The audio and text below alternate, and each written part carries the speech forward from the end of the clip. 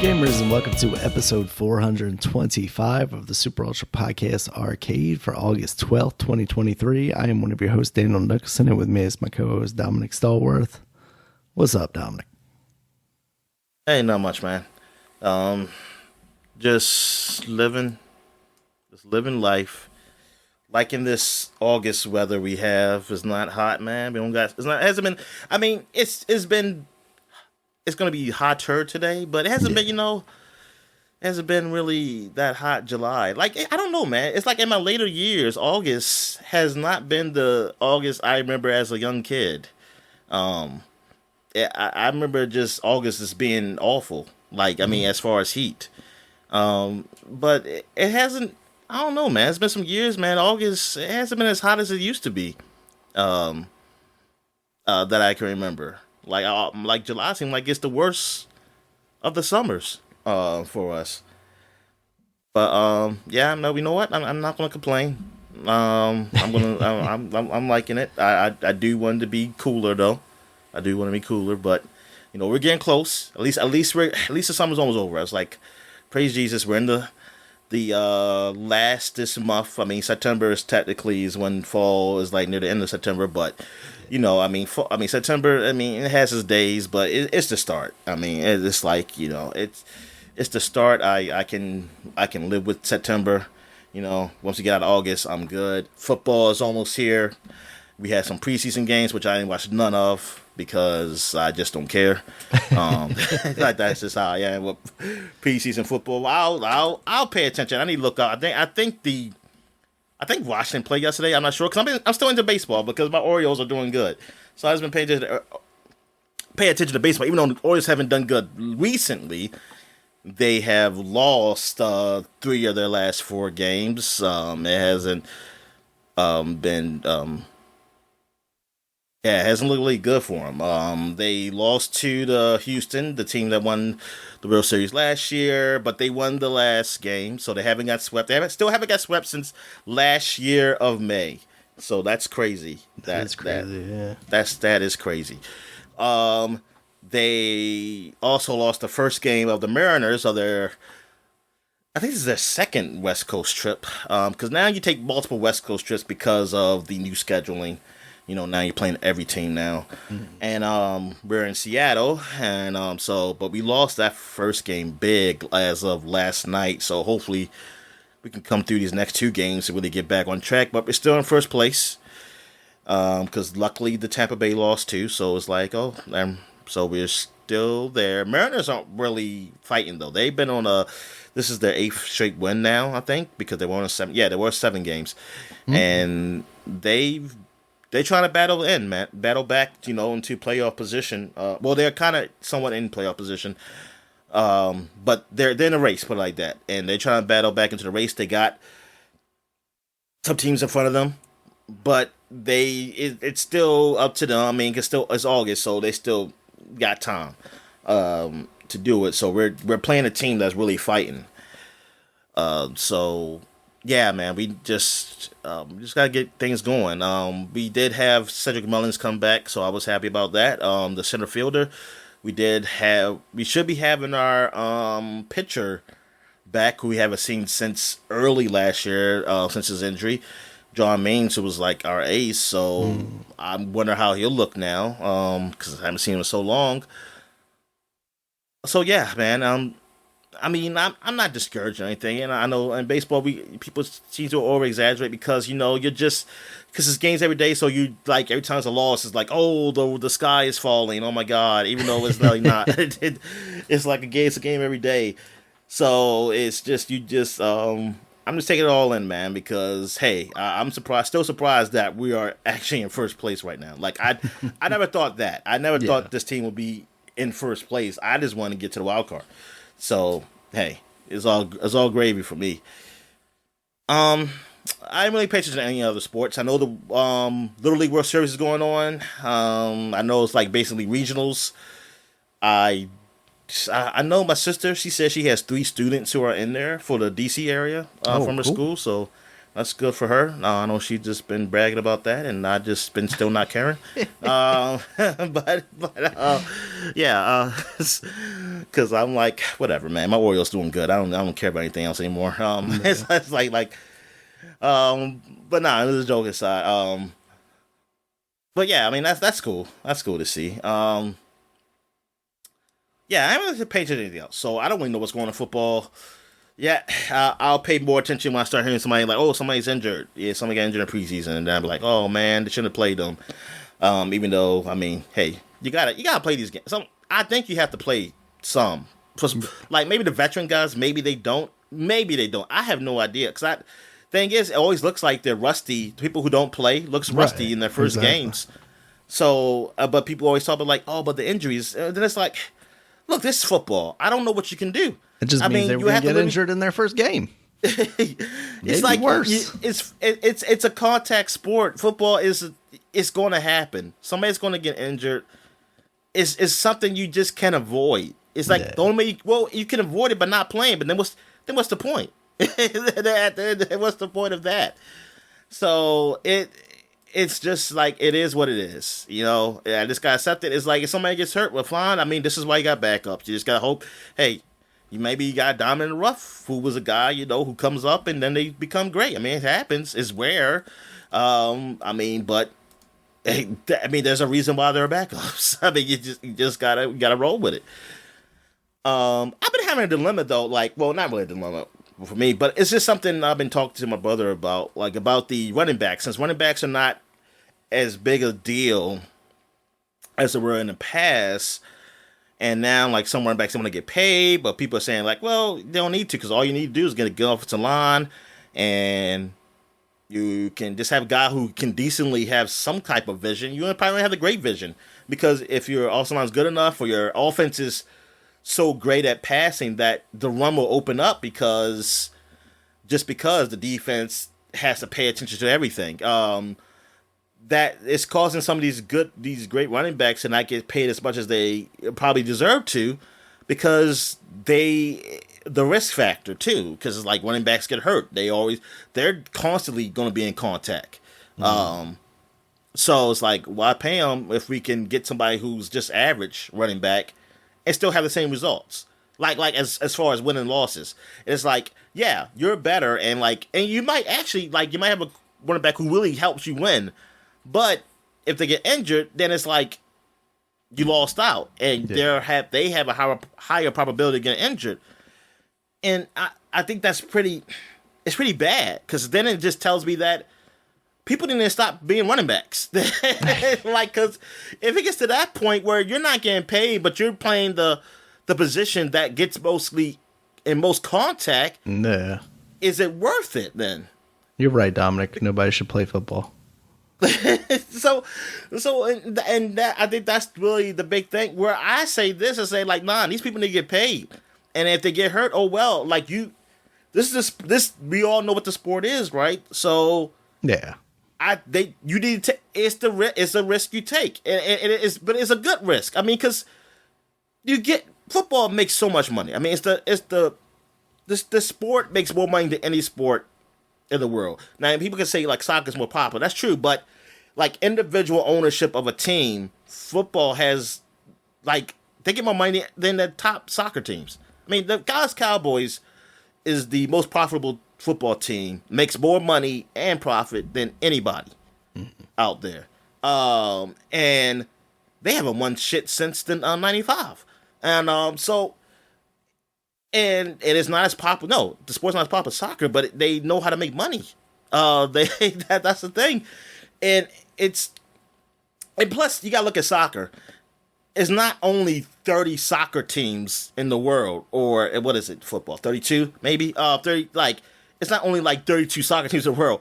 It's so many soccer teams, so it's kind of spread out. Where I understand why it can't be a team that does money like football, because people just pay attention to their own countries. Right.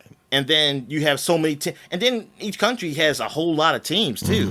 And their own leagues. So it's so much that that's understandable. While here is you only got 32 teams in football. Like that's it. I mean, you got this new leagues who just came out with the XFL and the USFL, but they're nowhere near on what they're never going to be nowhere near what the NFL is. Yeah.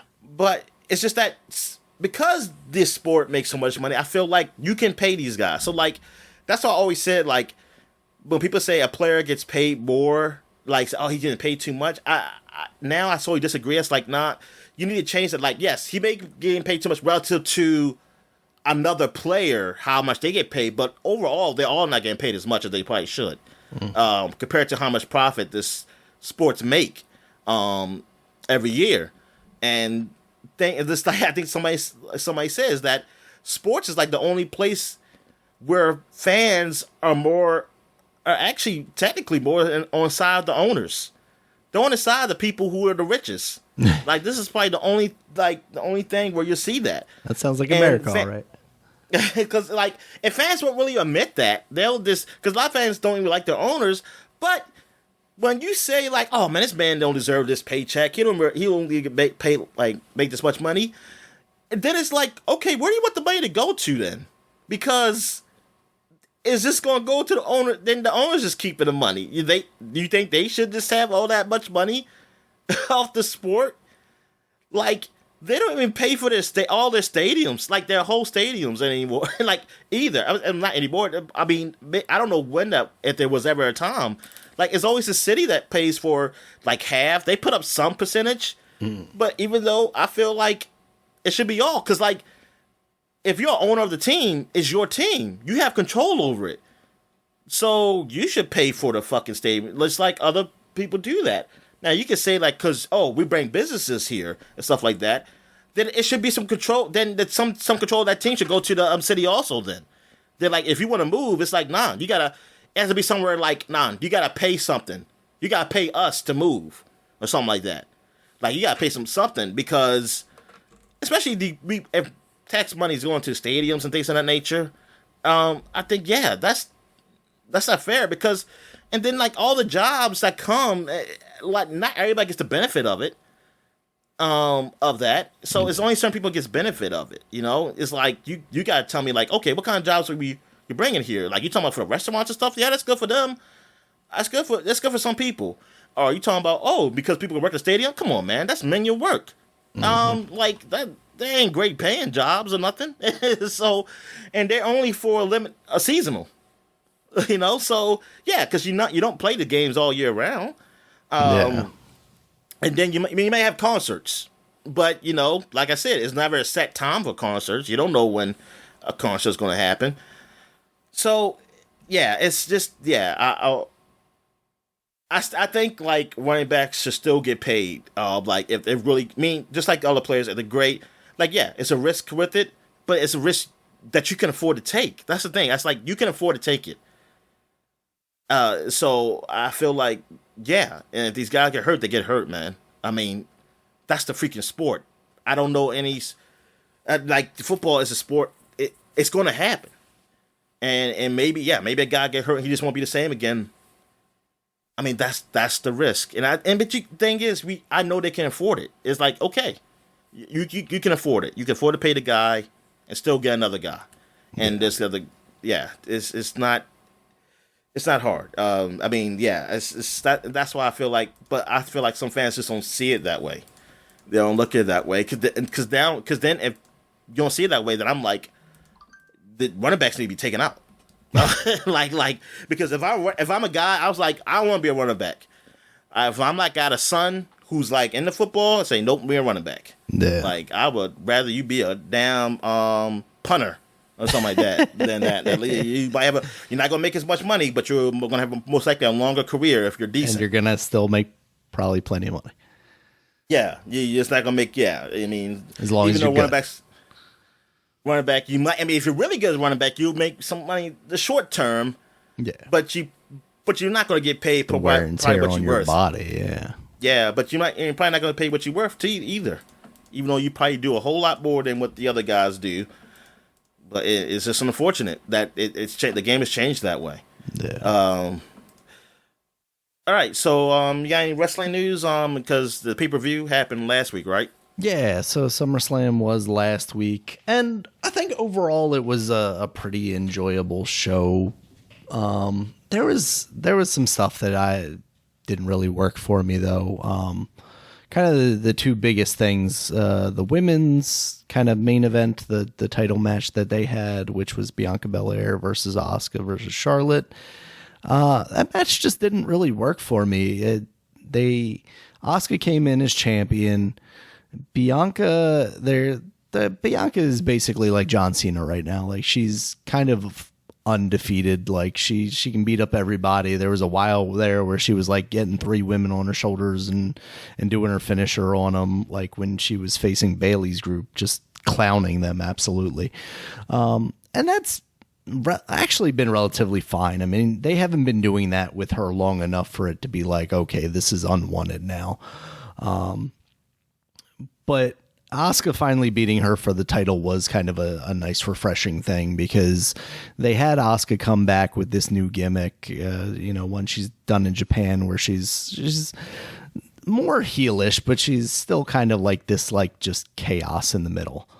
But they had her lose at WrestleMania to Bianca, and it was kind of like, okay, this is kind of deflating for her character, and they finally ended up having Asuka win. And then in this match, you have Charlotte come back and basically go like, look, I'm Charlotte Flair. I can just get the title when I want, so I'm in this match also now.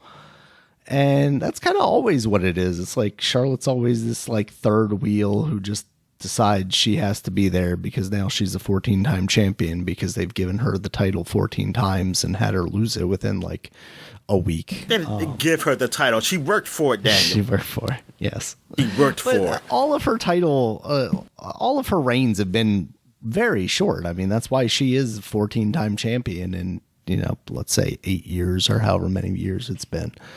But that aside, in this match, they just didn't really flow very well. And then as it came down to the finish, they basically had Bianca go out of the match. They had her land weird near the steps and basically say, she messed up her leg.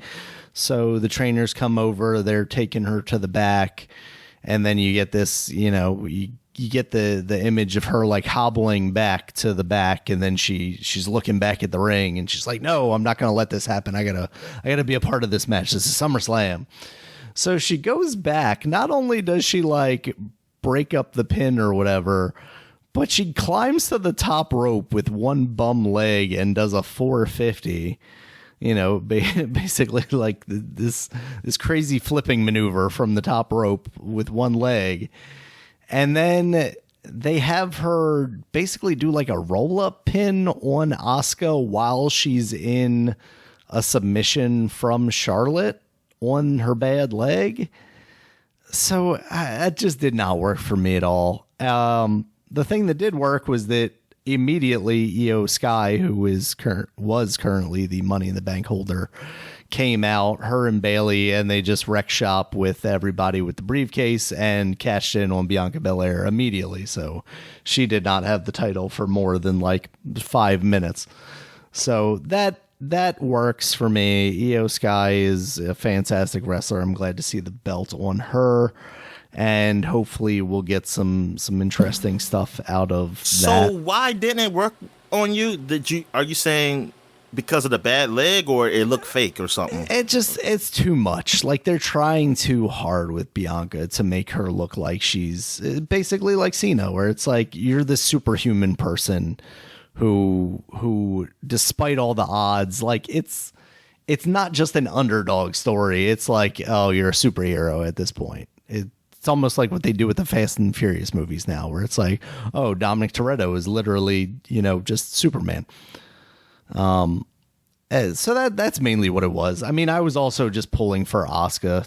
I mean, obviously, if you're gonna get to Io Sky, you could have had her beat Asuka, but I would rather see that match with Asuka trying to get it off Io. So the result of it, I think, is fine, but the match itself just kind of didn't work for me.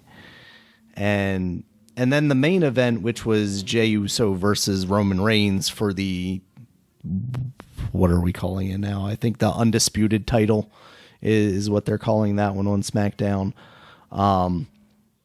That match was too much. Like they did this whole thing where it's tribal combat because Roman Reigns is the tribal chief, and if Jay beat him and won the title, he would then become the tribal chief. And they're so basically they had the stipulation where they're calling it tribal combat, and it's never really laid out in the program what that means. You expect it to be like no disqualification or whatever. At some point on the like WWE.com on the website, they said, this means no one can interfere in the match. But of course that ends up not being the case because, Solo Sikoa, who was the guy hanging, it's the Uso's brother, the third Uso. But he is on Roman Reigns' side still. He is acting as his enforcer. Eventually he comes out and wrecks Jay, and then it just becomes a 2-on-1 basically. Like the entire match is just like, oh yeah, okay, there's no way he's going to win. Which, no one really went into it thinking that Jay could win this necessarily.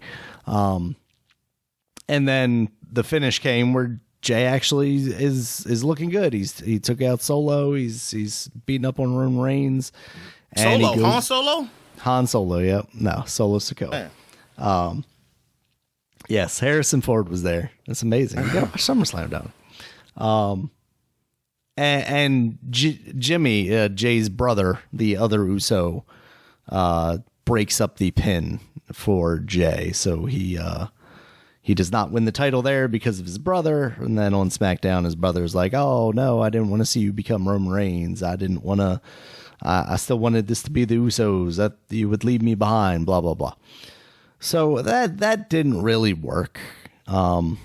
So that, and then just like, yeah, there were a couple of matches. That and the Seth Rollins and Finn Balor match, that's a match that Finn Balor really should have won.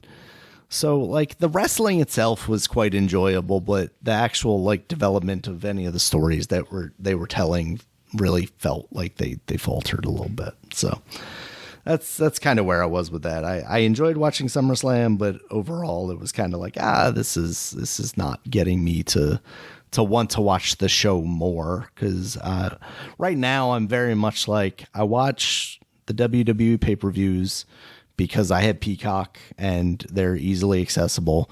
The weekly program, because I don't have cable, is harder for me to watch in any real capacity. And the same goes for AEW, except for the fact that their pay-per-views are actually pay-per-views. So you have to pay $60 for them, which it's too much when WWE has basically commodified them to the point where, it's $10 a month and you might get two in a month. Like, actually, it's not even $10 anymore because Peacock's even cheaper than the WWE Network was. So, like, that's where that breaks down for me. And I know, like, typically AEW pay-per-views are of a higher quality just from, like, a wrestling standpoint.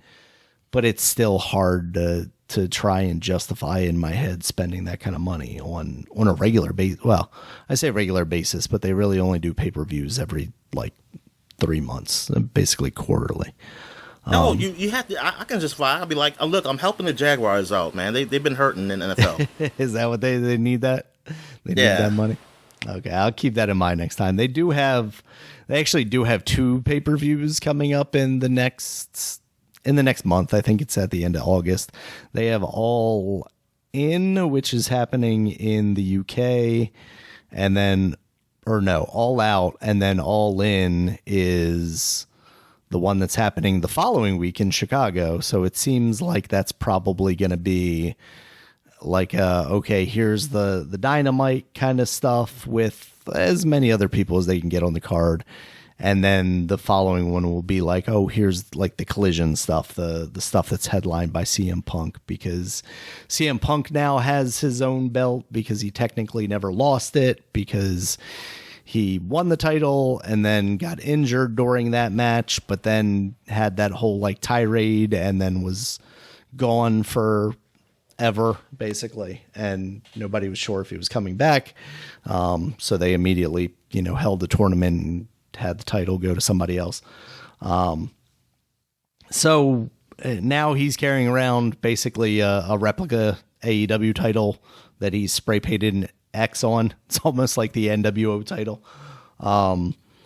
So I don't know where they're going with that. If they're going to do like a title unification thing, or if this is like just them further solidifying the brand split of like, okay, here's this show, it's going to have its own title. Here's this show, it's going to have its own title. I wonder what direction that goes. But yeah, that's what's going on with wrestling right now. All right, so I guess we get to what we were watching. So I'll start it off. All right. I went back to watching The Bad Batch. I had finished the first season recently, and now I'm watching a couple episodes of the second season that happened. I don't know if that was earlier this year or last year. I forget. But yeah, it's pretty good, man. It was a good episode I just watched recently that dealt with one of the clones that had like separated, that's having a hard time. Well, he's kind of in a crossroads, but it seems like he chose a side. Like he wants to be with the Empire because he's just a soldier. He said, "This is what he do. A soldier's supposed to follow orders no matter what." Like, and I mean, and then while the other clones, the rest of the Bad Batch are just saying that, and reality, like, what's the difference between a clone and a droid then? Right. If that's all you do is follow orders, the whole thing was that the difference was that we could choose what to do. Like if there's a problem, like a soldier follow orders, but you also had some type of free will, and like so he had a hard time with that. But it always felt like, but he chose that other side. But I don't know, maybe something later on happens. I just feel it's going to be somewhere like, like a Darth Vader thing where, I chose good, but then I die, after Right. you've done so much bad and then you die. Because, I'm at the point where, like, I mean, it's that typical Star Wars story where it's like, you're too, like, even if you turn good now, you've done too much. I mean, I'm going to say he'd done too much bad, but he knows what he's doing now. Because it's not like the chip is in him. He took the chip out because that was like the big reveal. I mean, spoiler alert from the first season. The big reveal was that you were still thinking that, the chip is controlling him. But he had took it out. He said, this is what I chose. I choose to do this. So I'm like, well, then shoot him. And that's what gets me mad is that the guys won't just kill him. Like he's trying to kill them sometimes, most of the time. But every time they get in there killing him, they don't do it. It's because we used to be brothers. So I'm like, he just basically told you that this is what he want to do. I mean, yes, it will be hard, it will hurt, but he will stop trying to kill you. So there are some positives to this. Yeah, I'm like, come on.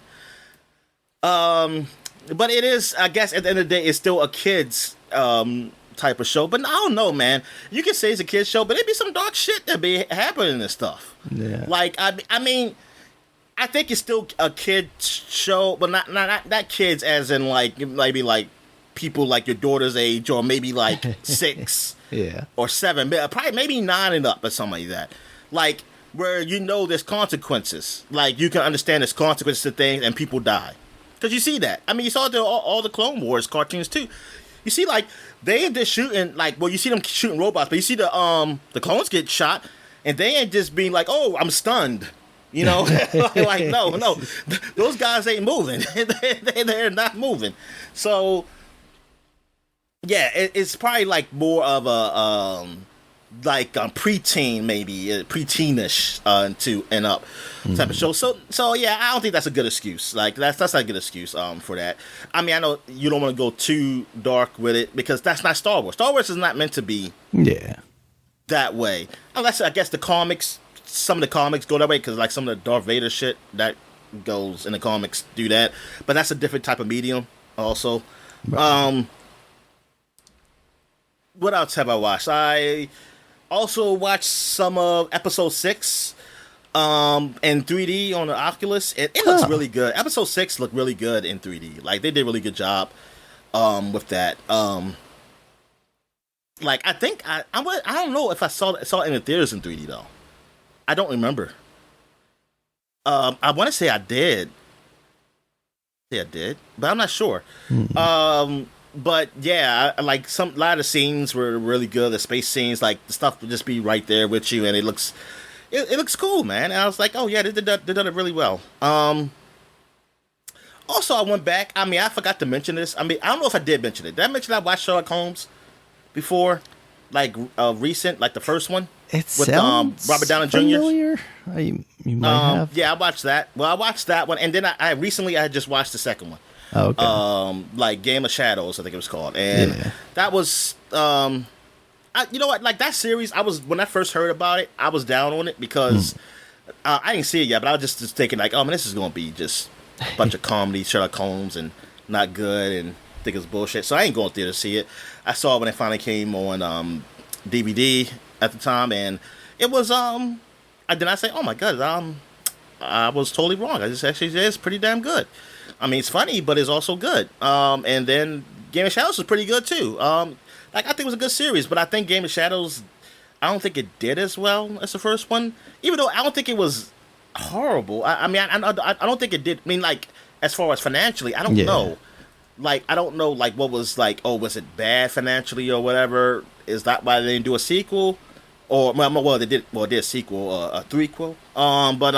Yeah, or if I was just thinking now, like maybe that's around the time that like things blew up with Marvel, so like Robert Downey Jr. just didn't have the time to make a third one.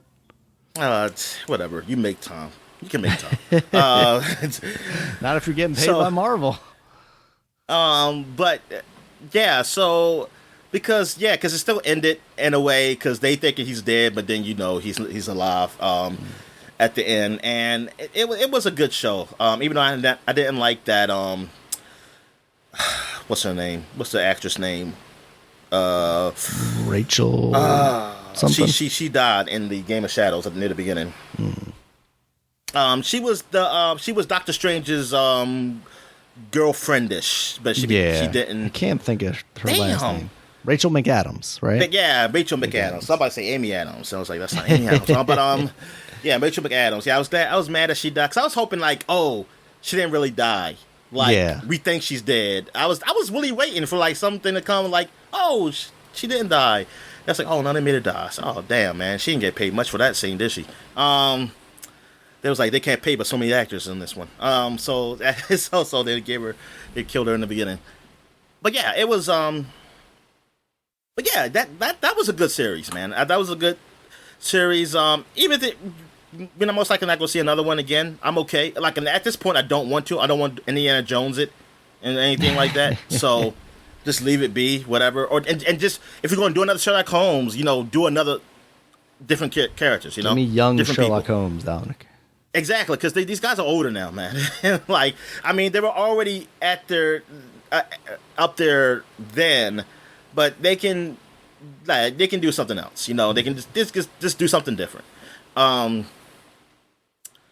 Do Sherlock Holmes versus Carmen Sandiego or something like that. Do something like that.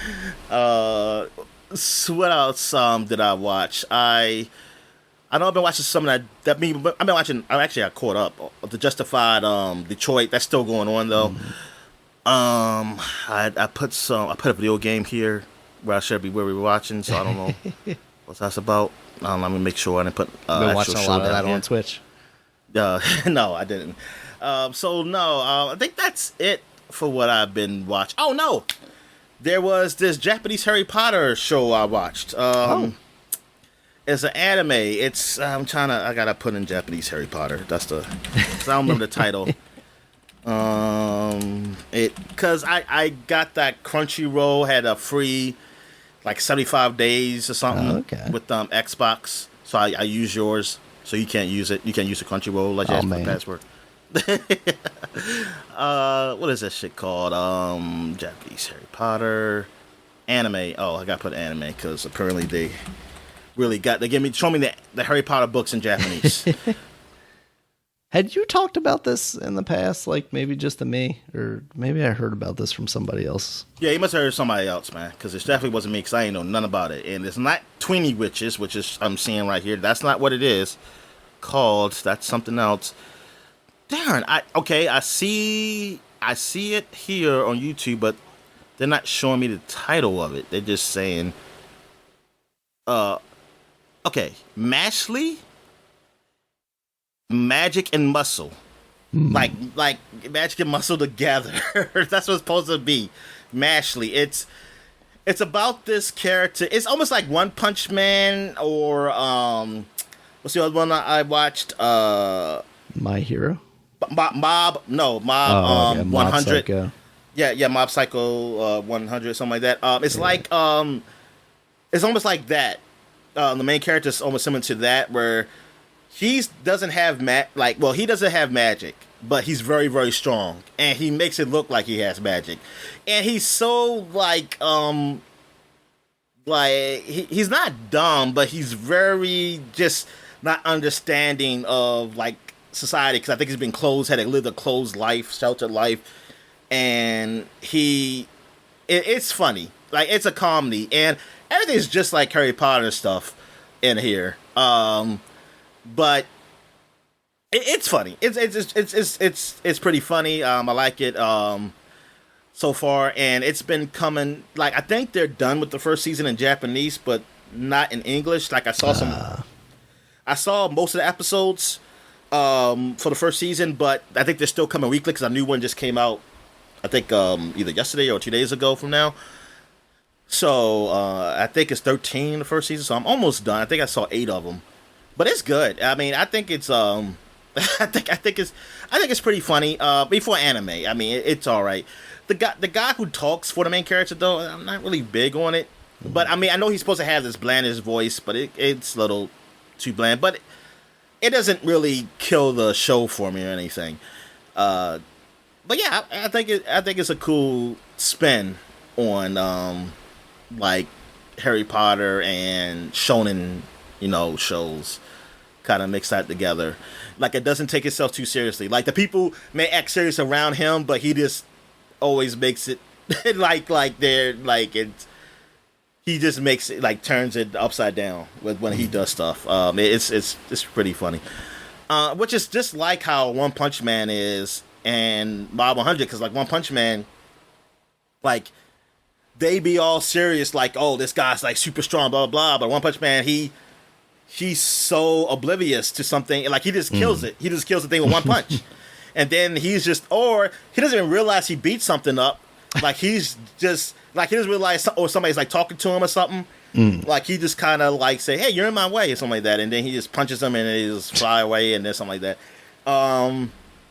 It's definitely like that. Like I never looked up to see if these are like the same writer.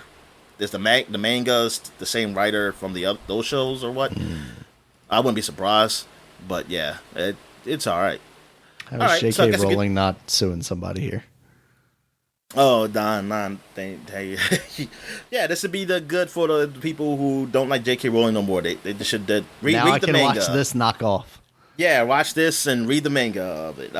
Can't wait for the video game. All right, so what you been watching? So I finally got around to watching the Mario movie. I was kind of excited to like show it to my daughter, but she said the Bowser was scary, so she did not want to watch it with me. Man, your daughter's soft. She is very soft.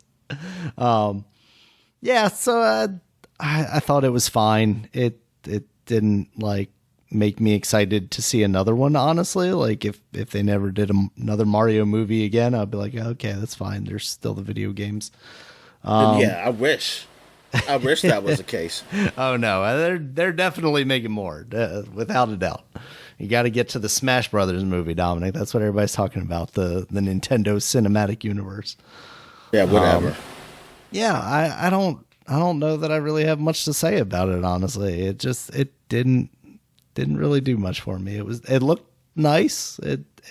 Yeah, it does. But like you've talked about, nice. it's very much just like homage after homage. Like, it's just like, okay, this thing from the games, you remember that? You remember this? You know, we're in the Mario Karts now. Like, hey, we're doing this. So it's like, okay, that's cute. Yeah, so it's whatever. And this is a movie that would have been fine like many years ago. Like, people would have thought like this was incredible many years ago, but like now when we have, you know, CG movies, cartoon movies that are the caliber of like a Pixar movie, or, you know, like the Spider-Verse movies, like I also watched, you know, stuff like that, or even honestly like Despicable Me coming from the same studio. I was about to say Despicable Me was good. It was great. Yeah, you have stuff like that. This just doesn't stand on the same level as that. So I don't see why not. Like, this is I feel like you should.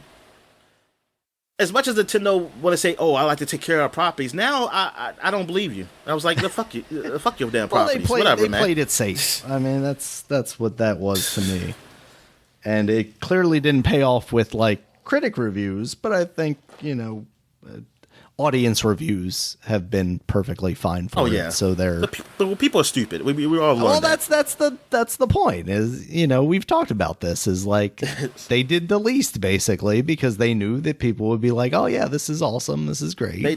They saw, you know, they saw what people voted for. They saw people vote for Trump, so they knew people stupid. Jesus, not wrong, but just all right. Yeah, so that's whatever. But yeah, after watching the other thing I watched this week, you know, Spider-Man Across the Spider-Verse, the second one in that series, starring Miles Morales, like that is just woke. Very good. I was joking. What's that? I said it's woke. Yes, it's woke. Mario was not woke enough. That's the problem. Despite Princess Peach being Mary Sue or whatever people on the internet want to say, I guess. Really? I don't know. They were talking about that like during the trailer when, you know, he's looking like a bumbling idiot and she was like in her like suit from Kill Bill, looking like she was about to take out some Koopas or whatever. You know the internet, Dominic. That's yeah. But yeah, I mean, just like critically, Spider-Verse is like actually good cinema, whereas Mario is just like, here's some filler to like sit your child down in front of when they're willing to actually watch it and not afraid of Bowser. Yeah, I mean, the story that they're telling, it's a continuation of the first movie, kind of dealing with the repercussions of the Collider and its explosion and how it's affected the multiverse. If you've seen the trailer, you know that there's a lot of spider people involved. But the main ones that you see are basically, you know, Spider-Gwen, you see Miles, of course, and some of what's his name? Spider-Man 2099. So those are kind of the biggest players in this. But just like it's dealing a lot with like Miles as he grows into the role of not really Spider-Man, but becoming a teenager, becoming his own kind of independent person, getting closer to going to college and like dealing with trying to express that to his family and without, you know, letting them know that he's Spider-Man necessarily, because at the beginning of this movie, we're at a point where he still hasn't, you know, told them that yet. And he's not sure how they're going to take that because, of course, his dad is a cop and, you know, not necessarily a big fan of Spider-Man. He's going to arrest his son. That's what he's going to do. Yeah, I mean, and you also see from a different side, you know, Gwen Stacy's story as Spider-Gwen, as Ghost Spider, or whatever you want to call her, Spider-Woman. Her father is also a cop. He is the captain in her world, and, you know, dealing with what becomes of that if she were to tell him, you know. So it's interesting that they're telling basically kind of like parallel stories, but diverging in very specific and interesting ways. And I think that is is very creative. Once you see it, I think we'll talk about it a little more, or at least I would like to, discuss some of the choices that they make with it. But I thought it was fantastic. I'd have to go back and watch the first movie to see if I'd be willing to say that this is better than that one. I thought that first one was fantastic. And so this one I can say is on par with that one. It's not worse, or it's not notably worse than that one. It's not a step down in quality. Yeah, I heard some people say it's better too than the first one. So, I mean, put it like this, I think it's. I mean, I really like that. My expectations for it is pretty. I won't say high, but I mean it's where I think it should be. Like, hey, I think it's going to be as good as the first one. That's where my expectation at least is at. Yeah, my only issue is that going into this knowing that it was a 2 of 3 part series, and they do. I see. I did not know that. Okay, well, let me set your expectations there. There comes a point in this movie where they're like, okay, to be continued. And now that would be okay if we were in a non-writer's strike world where the third movie was coming out like July of next year. But now they've removed the release date on that movie, and who knows when we're going to actually see that third movie. That's why I want movies to do what Lord of the Rings did. And like you if you're gonna do something, especially in a movie, it's like, oh, it's gonna be continued, do it. Yeah, just do it. Do everything at the same time, and then release it. That's the thing, is like, I thought originally that that's how this was, despite the fact that like it's not a film production, so like they're not recording the actors on a stage at the same time. So it, because like that makes even more sense when it's live action, right? Because you don't want those characters to get older. You don't want them to change too much. So yeah, you film all that together. But I guess, when it's CG, you can just kind of do whatever you want. I don't know where they are as far as like recording the actors' voice lines or whatnot. I hope they use AI then. If they ain't done, just use AI. Shit. I don't want to compromise vision, Dominic. It's already compromised, Daniel. I think we just need to accept it. But that's the only downside of this movie, is that I would like the final conclusion to this, and you definitely don't get that here. So I should just wait till 5 years from now to watch it. It's not a terrible idea, honestly. I mean, until we at least have like are closing in on the date of the third movie, I don't think you're going to have a less enjoyable experience watching it then as opposed to now. So it will still be a good movie, and might be better if you can just then immediately watch the next one following it. So yeah, that's where I'm at with that movie. But overall, I thought it was fantastic. All right, that's good. So now we get to what we were playing. So, I guess you go ahead. Yeah, I can knock it out real quick. I talked a little bit about Venba last week. Game on Game I thought Pass. You finished it last week, honestly. No, I had played a bit of it, probably like 20 minutes when we recorded the last podcast, and then in getting footage for that, I went back and played the game and basically finished it, because it's only roughly about an hour long. I think the second recording / play of it was about like 45 minutes. So with the 20 or so minutes that I played before that, it was about an hour long. I think for a Game Pass game, absolutely, like without a doubt, highly recommend it. I think it's a nice little experience. I think the puzzle solving aspect of the recipes that I talked about last week, where you're trying to put these food dishes together, but don't quite have all the pieces of the recipe to just explicitly tell you what to do. They've ramped that up a little bit even more throughout the game. I think that's clever.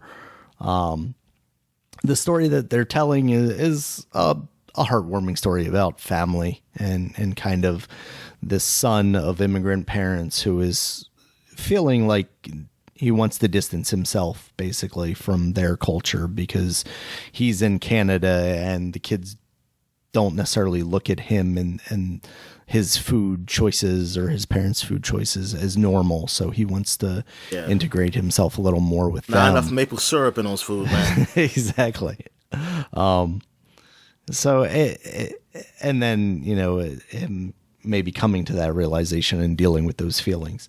I think that stuff is very well done. The music in it is good. They basically, when you go into the cooking bits, it's the mother turning on the radio. So it has like more pop culture-y kind of music, which not like music that we'd be, familiar with.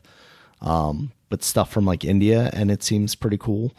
I think just overall as a short experience. I mean, even at like, I don't know what they're selling it for, but $10 and even like $15, I could probably still recommend that at that price. If we're talking like $20, it would feel like it's pushing it a little bit just from a value proposition. Okay, it's $15 on Steam right now. So I would not turn my head away at that. I think it's a fantastic game, and I would definitely like to see the gameplay expounded on. Like, I don't know that you could necessarily revisit these same characters, but to do something similar with a similar kind of structure, I think would be cool with a little bit more stretched out. So, yeah. What have you been playing this week, Dominic?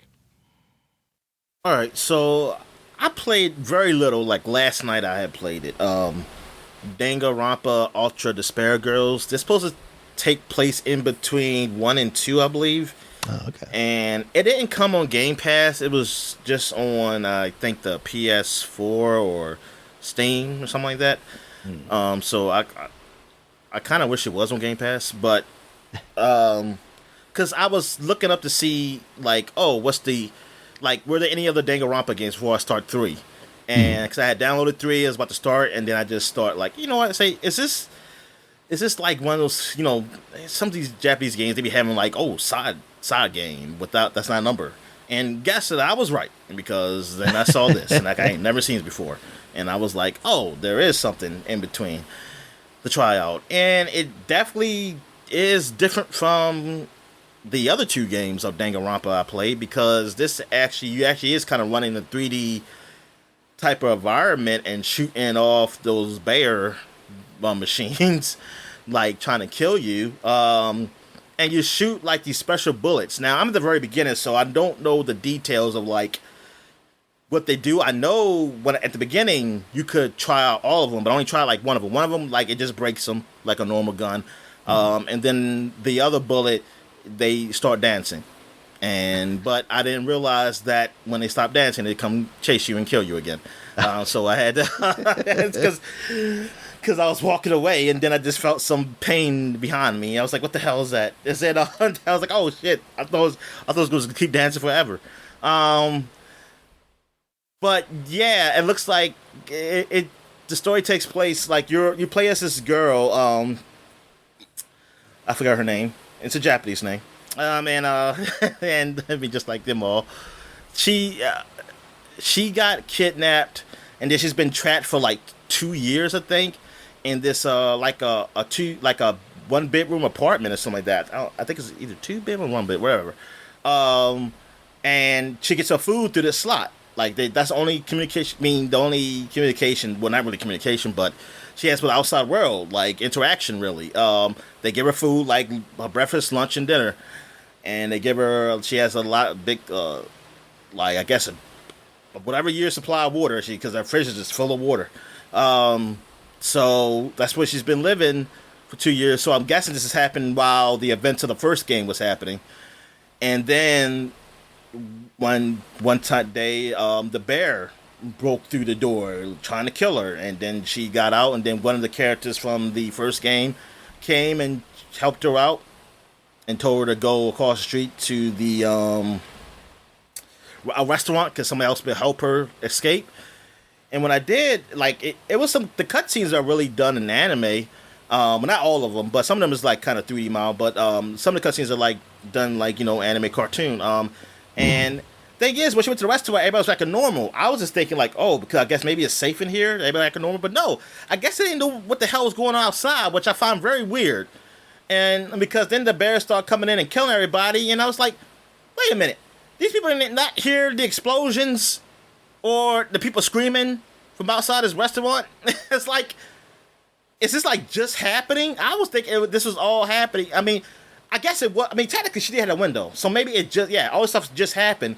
But still, I was like, this is unrealistic. They literally outside there were bears and people screaming.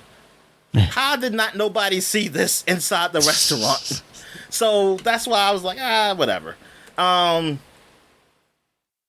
I mean, and then that's where I kind of stopped at. Was kind of like I was in a restaurant and I shot a couple bears, and then I ran to a helicopter. But then when I closed the helicopter door, apparently one of the bears must have got in because he was flying a helicopter, and then I was screaming and shit, and I think it crashed, and then I just stopped the game because I was waiting for a save spot. I was like, it's taking too long. I mean, I think it has like a automatic save, so I just stopped the game. I mean, I'll come back to it later. But it's not a total visual novel like the other games were. Yeah, it's more action to this one. And I don't know how the third one is. Maybe the third. I mean, I don't know. Maybe the side game is just different, than the other games, or is the third one going to be similar to this? I have no idea because I don't really know the series that well, except for the games I played. So yeah, I'm still curious to see how it goes. And the reason why I just came back to Danganronpa is because when I was watching that Crunchyroll, I saw like, oh yeah, they have a show that was just based off the game. And I was just watching a little bit of it and something like that. It was just based off the first game. I was watching it a bit, and it's done like the game. Like, they actually have, like, the bullet stuff come up and come up there and stuff. I was like, so, yeah, why'd you have to do it like that? Why can't you just do it make it all just like a show? But, I mean, the show is all right. I mean, it's all right. It's funny, but very violent at the same time. Like, it's just so funny, because, like, now, like, I was talking with some friends and my dad, because my dad, he's really started watching anime probably like 20 years ago. He really started watching this stuff, and like I would say, like, how there aren't cartoons like that over here. Like, our cartoons are like our so-called adult cartoons. They're like they're special. Like, they're not like you get every now and then you get like something you buy. Or there'll be something that maybe come on HBO, like Spawn or something. But we don't have a steady flow of, like, cartoons that's for adults, except for comedies. Like, but Japanese, they have a lot of shows that's very violent, but they're not for kids. They're not for kids. Like, they're cartoon, I mean, they're anime, but, I mean, it's called anime, but, it's a cartoon. You draw it. But it's like, a lot of them are adult, teenage to adult oriented, and, stuff that, it's a media that America doesn't really do, like, until, like, recently. Like, yeah, we got, whatchamacallit, the, I would say Incredibles, Invincible, yeah. That's adult-like cartoon. I was gonna say, there's another thing going on Amazon Prime, the, Max Vachina, but that's a comedy slash, mystical thing. Type of show, but it's still adventurous though. It's just a lot more comedy. I mean, it's just more comedy than being serious, but still, it still has a story to it. But then basically our adult cartoons is The Simpsons, The Family Guy, South Park. It's straight comedy. There's nothing you take really seriously. I mean, like, it's not really a serious tone to it. Like, yeah, we don't really do that. Our serious tone stuff is real people. It's real people, or like some of the DC animated stuff, Yeah, that gets done. That's as close as you get with that. Well, not just DC, but I guess Warner Brothers with Mortal Kombat, the animated stuff they done. Oh right, yeah. But yeah, so I was like, yeah, I guess like Japan. Well, I don't know about other countries because I don't really watch their shows. Like, they have that medium, and I was wondering, is like how many channels they have over there. Like, I wonder, like, how many, like compared to us with our shows and like with people with actual real actors they have over there compared to us, and like, is there like just more anime over there or what. I mean, because that's all we really watch is the anime. We don't really watch any other kind of show over there, really. Yeah. So I was just curious, like, hey, is this like a cheat way for them? Like, they can just draw people and just have people do voices? Is that why they do it? Or is just that? It's just an arts thing. Like, that's just what they do. It's just that they just gravitate to that. This is what, when drawing animation became a thing, they just became really big with it with all ages. I don't know. And maybe there's a documentary or something on that. I have no idea. Man, but that's just something interesting I was just thinking about. What else have I played? I played some more Marvel Snap. It's a new season now, and everybody seems to be losing fucking Galactus now because everybody's been getting that card. I'm trying to get him too, because I'm like, I've got to be like everybody else. Yeah. Even though it's random, and hey, a lot of those other people probably paid to quickly level. They probably paid to get credits so they can quickly level up their cards, while I'm doing it the hard way by not paying any money. So I don't know. I might not get Galactus, but Galactus card is where you play it. Usually it's the last turn because it's a 6 power card. So, but when you play it, its special ability is that if it's the only card you have at that location, and you have to be winning that location, like you put that card down and you win that location because that's the only card there, it will blow up the other 2 locations. So that's the only location that's left. Oh wow. So I mean, if you play it before the game is over, the game's still not over because I can still play some more cards and hopefully I'll beat it. Right. And beat it, whatever he puts down. He still can put some cards down. But most of the time it's done the last turn, so that could be the end of the game. And that has happened to me quite a few times now, and it's pissed me off. And so I'm like, you son of a bitch. I think I beat it one time because they played it, but I had a card that, because their card went first. Their turn was first. Then when my card flipped over, I won, luckily. But I was like, I don't like this shit. I'm tired of this. Like, I'm tired of the fucking High Evolutionary, which now I've beaten that quite a few times now. Oh, okay.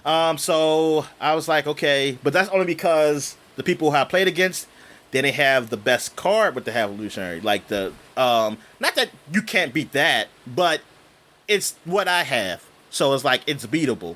So I was like, okay, I like this one. I don't like it when people have the Hit Monkey or whatever card like I don't have yet. Or a lot of people have Draken now, because Draken, I think, is a big Asian thing this on this season pass. And Draken seems like he gets these swords, and that I'm not really sure what it does, but it seems like they go back in the person's deck when you play them, and then when you bring them out, or if you sacrifice them or something, the swords, they're good with destroy decks. They make him really a lot more powerful. So that's been a nuisance too. And the only way I can get that is if I pay for the season pass, which I'm not. So I know these people paying. So I really wish they would put me in a group with people who did not pay shit, so I can say, like, can I play with people who did not put money into this game so I can have a fair match? It's because this always sucks. Because I always seem like I'm doing good in Conquest mode until I get these people, and some of these people, they're not being cool with those emoji stuff, Daniel. I know because they be doing like the snap thing, like they be doing like good game before the game over with, because they feel like they're going to win, and that pisses me off, Daniel. It pisses me off, and I'd be so happy when I beat somebody like that, because one person's like, "What happened?" Because it's a thing that says "What happened," and they put that thing that says "What happened," and I wish they don't give me something to say like, I beat your ass. That's what happened. You cocky son of a bitch. You cocky probably 8-year-old. With your parents' bank account. Yeah. God damn it. I was like, you son of a bitch. Oh, man. Yeah. See, like really, I'm just playing now just to get the cards. Like, I don't care about winning, because they made it so I don't care, Daniel. They made me so I don't care, but I want the cards. I want the card so I can have a deck where I do care about winning. So I just I keep trying. So when I lose, I'm like, oh yeah, I lost. Oh well, Yeah, I mean, hey, you paid money and I didn't. Oh well, that's just how it works. And that's the excuse I use sometimes. Even though sometimes I see decks I probably could have beat, but I'll use that same excuse, Daniel. It makes me feel better. But yeah, I've been playing a ton of that. What else have I played? I played some more Judgment. Oh, there's a cool side quest. Well, I say cool. It's a funny side quest, I should say. You're going after this pervert, which turns out to be like a trio, really. What are they called? I don't know I forgot what the group is called. I'm gonna look it up. The pervert trio. That's in Judgment. The Twisted Trio. That's what it's called. And They are these perverts. Well, I just know one of them first time. I mean, the very first started, I just think of one of them. But they told me, hey, it's three of them. And I'm going after the guy named Panty Professor. Because apparently he likes to steal women's panties. Sure. And he gets it. Now, it's these twins. It's a boy and a girl. Because the girl got her panties stolen. So her brother's with her to support her. And, they pay me. I'm a detective, so I got to find them.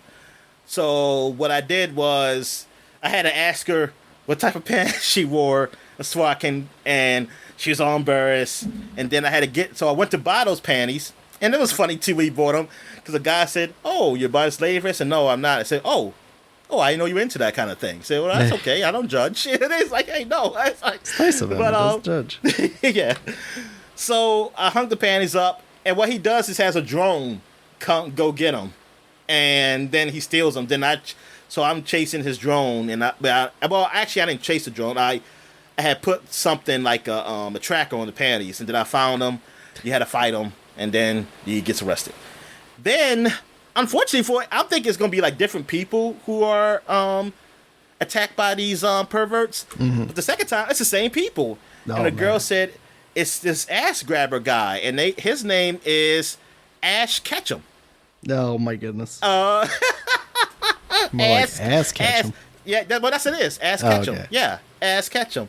So... Yeah, so thing is, so we were trying to figure out how we can get this guy. So I was like, we gotta get somebody. He's like, I don't want to put her through this again. So her brother's a twin. So I said, hey, we get you to go out there to be the bait. Well, we go out, and he said, no, I won't do it. So then she said, fine, I'll do it again, but I know y'all can protect me. So before he touches me, so we said, fine. So we go out there. We're at different places. The dude somewhere else on one end of the street. I'm on one end of the street. So we're looking. But then the guy, he's behind the dude. And I called him to try to tell him, watch out.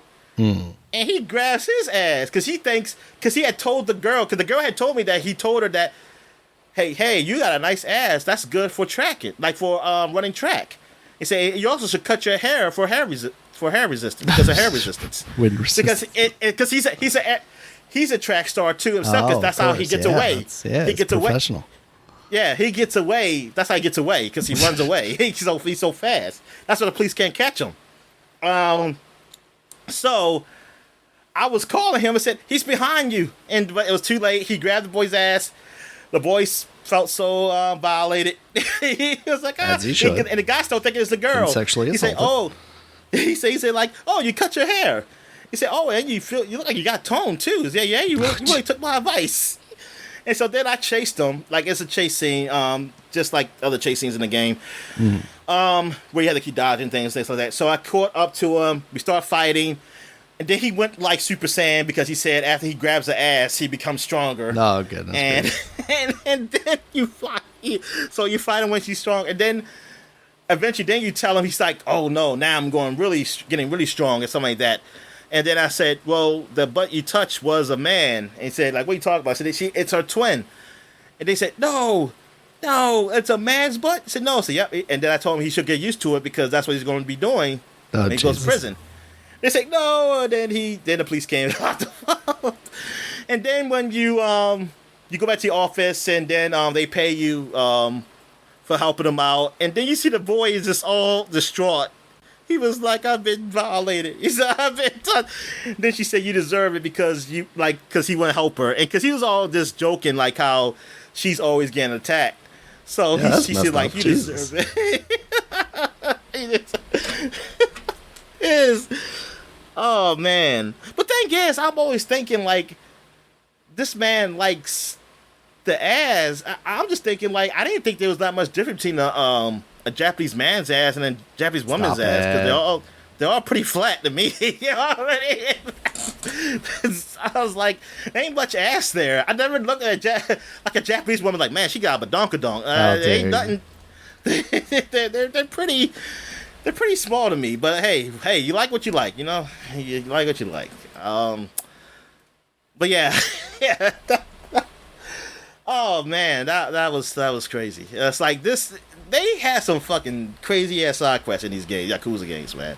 Yep. Like these. Oh man. What else have I played? Oh yeah, I played some Exo Primal, and I actually played a match where we all were on the same team, like both teams. Like first we were against each other, like just doing the normal stuff, like whoever kills the most dinos, blah blah blah. But then it gets to a point where it's like a story happening, and like there's an exosuit that's a bad guy. Who's working with the so not just whatever the AI name is, and he now I'm trying to think. Do I shoot him? Do we shoot him? I don't know if you actually fight him though. No, I'm trying to remember that I actually fight him. But anyway, he told the AI to like release to do like they take you somewhere, and then they released like a slew of dinos, and it's just a whole bunch of dinosaurs, man. And then like we're all on the same team now, so you got healers on both sides. Well, if they pick the healer, I didn't pick a healer this time because it was already a healer on our team, so I had picked the regular soldier. And like, so you just find all these dinosaurs and stuff like that. And luckily, the healers there was enough of them. Like, so it felt like you were always getting healed. So we survived that. But then they released this big Tyrannosaurus Rex called like a Neo Rex, which is fancy. Man, it's hard as shit. And like, cause like you have to watch out, cause he'll make the floor like with all this purple kind of goo, which will hurt you. So you have to jump on the platforms and things of that nature. Then he'll make like some type of singularity bomb, which kind of like makes you come closer and explodes. So what you're supposed to do is get behind these platforms, which kind of blocks it so you don't get sucked in.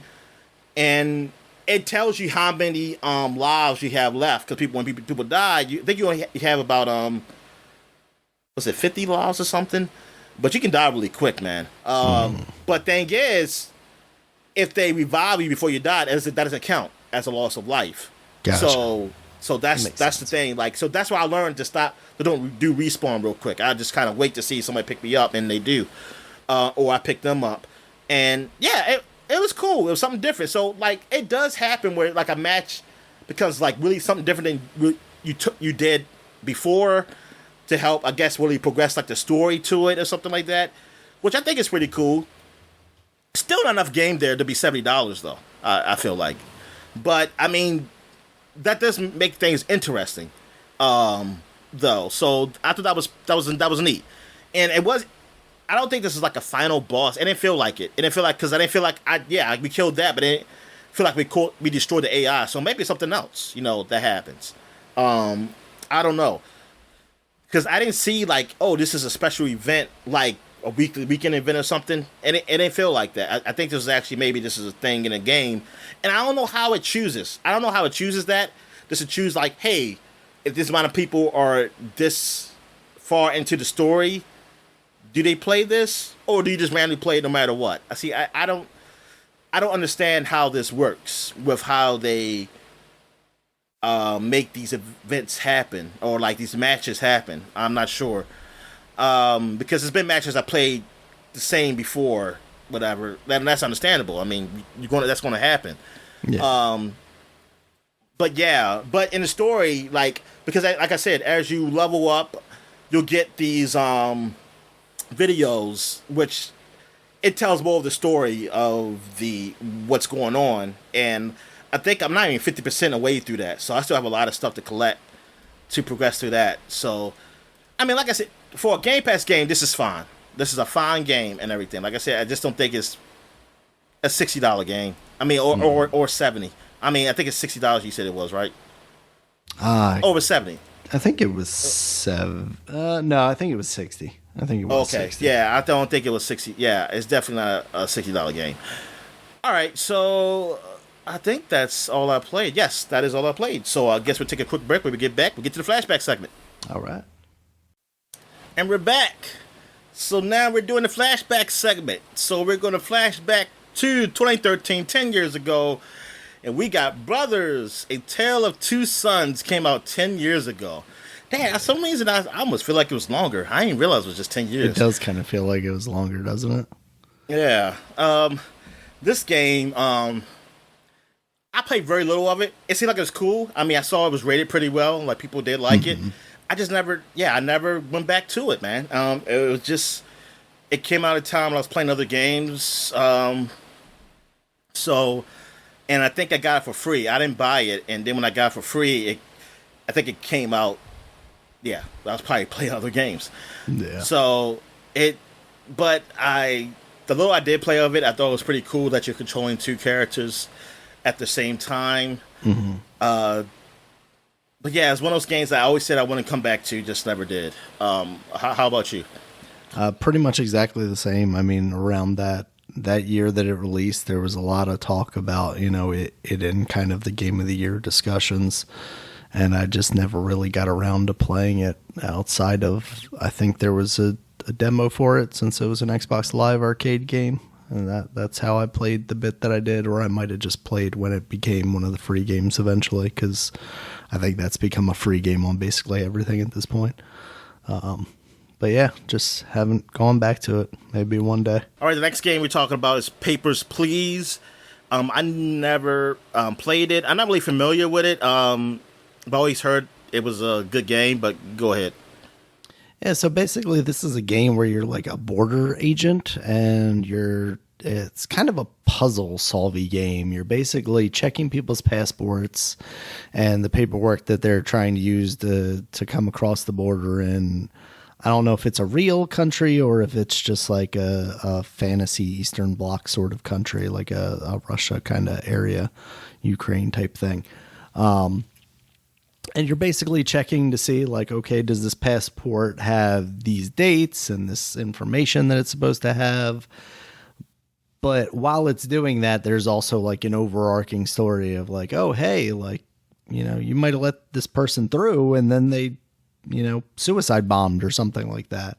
Or, you might want to let this family through because they have starving children or something like that, even though their papers aren't up to par. But then, you'd let them through, but then something may or may not happen. So there's like all these like levels of nuance to it, which is why I think it became such kind of a larger hit. So it really seems cool. I've played a little bit of it, but not too extensively. I did not know that this was this game. I thought it was like a paper airplane game or something. Nope.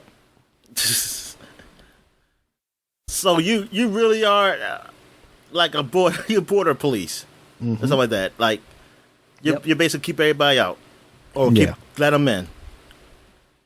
Yep. That is crazy. This should be like Build a Wall edition. Papers, Please.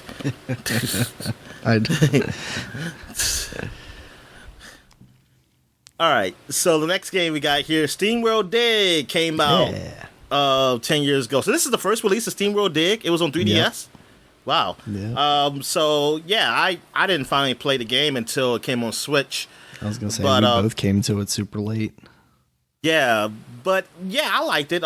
It is a rogue like game where you're digging to the bottom for reasons.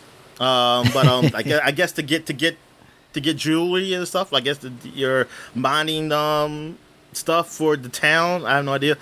But you're a robot, and yeah, and then I guess it's like a steampunk kind of world or something like that. Steampunk, but you're in like a Wild West though. So it's kind of weird. But anyway, or maybe you just it's how you live is through Steam. Yeah, you're a steam engine robot or whatever.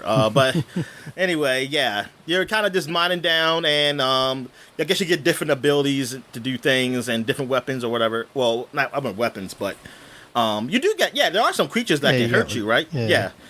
So yeah, to kill as you go down. I got to a point where it went down somewhere where I really had a hard time breaking the stone. It had to do something, and I just did not know where to go.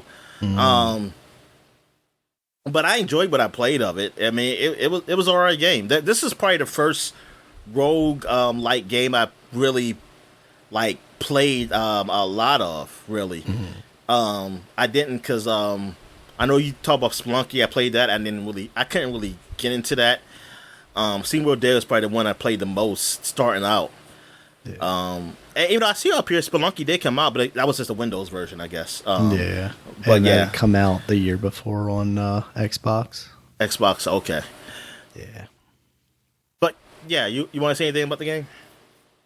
Not really. I pretty much played it around the time that you played, and I had fun with it. But I'm struggling now to, like you said, remember like why I was even digging outside of like go down and get resources for the town or something like that, or why I ended up stopping. I think I got to a similar point where I was just having trouble getting past wherever I was. So it was like, I just feel like I'm doing the same thing over and over again here.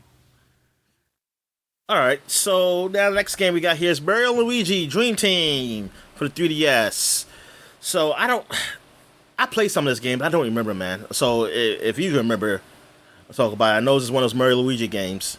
Yeah, no, unfortunately, I don't remember too much about it either. I just highlighted it because it's one of those series, well regarded and pretty high reviewed. You know, it's the first one on 3DS, mid 80s. I want to say it is. Let's see. Before that was Mario & Luigi series. Inside Story, Super Mario. Why don't they just have a list of? There we go. Bowser's Inside Story was on the. That was on the DS. Okay. And then Luigi's Dream Team was 3DS. Yeah, so Luigi's Dream Team was the first 3DS one. All right. Because so then they came out with that Bowser's Inside Story plus Bowser Jr.'s Journey, like that upgraded version that came out on the 3DS. Yeah, I remember that. Yeah. So, yeah, basically coming in after what I think people regard as the best of the series, the Bowser's Inside Story. So not quite living up to the dream of that, but not the worst. So that's a series that I feel like I need to, like, at least Bowser's Inside Story. Like, I feel like I would probably have a lot of fun going back and playing that, but they need to make that playable on the Switch or something, Dominic. Yeah, they're going to make a $60 version of it. Of course. No. We're at the end of that generation, Dominic. They're going to make a $70 version of that. Oh, yeah. All right. So the last game we got for 2013, we got Payday 2 came out 10 years ago, man. Yeah, that's pretty wild. Man, I just feel, only 10 years. Because I feel like we've seen so many versions or like just some type of release of this game. I mean, this is probably this is the most popular Payday, and we got Payday 3 that hasn't come out yet, right? Nah, that was just announced, though, right? I think. Yeah. So we should be seeing that. So if they're finally going to have the sequel, so almost like close to 10 years after the last one. Yeah.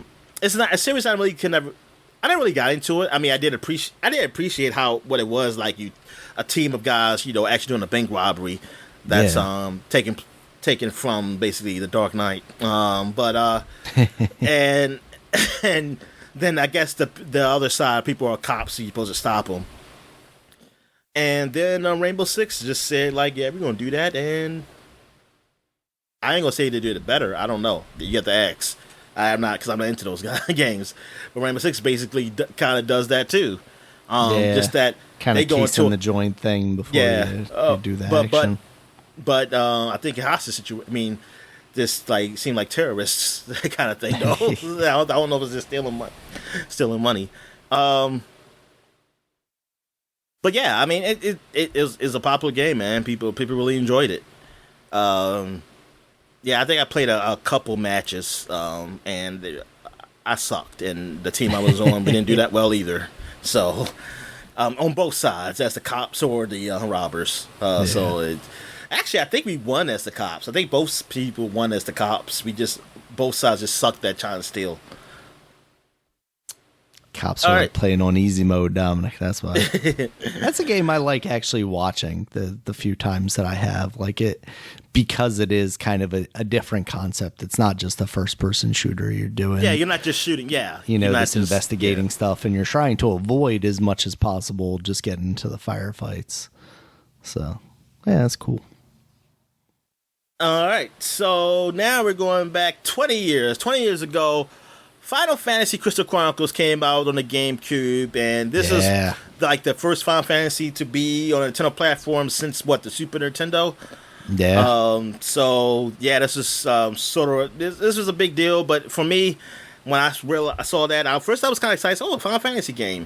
Then I started to look like little kitties. It's like, maybe it might be still be good. And then I found it was like all multiplayer kind of shit, like co-op-ish. And of course, of course, back then there was no online co-op. If there was online, I couldn't play it.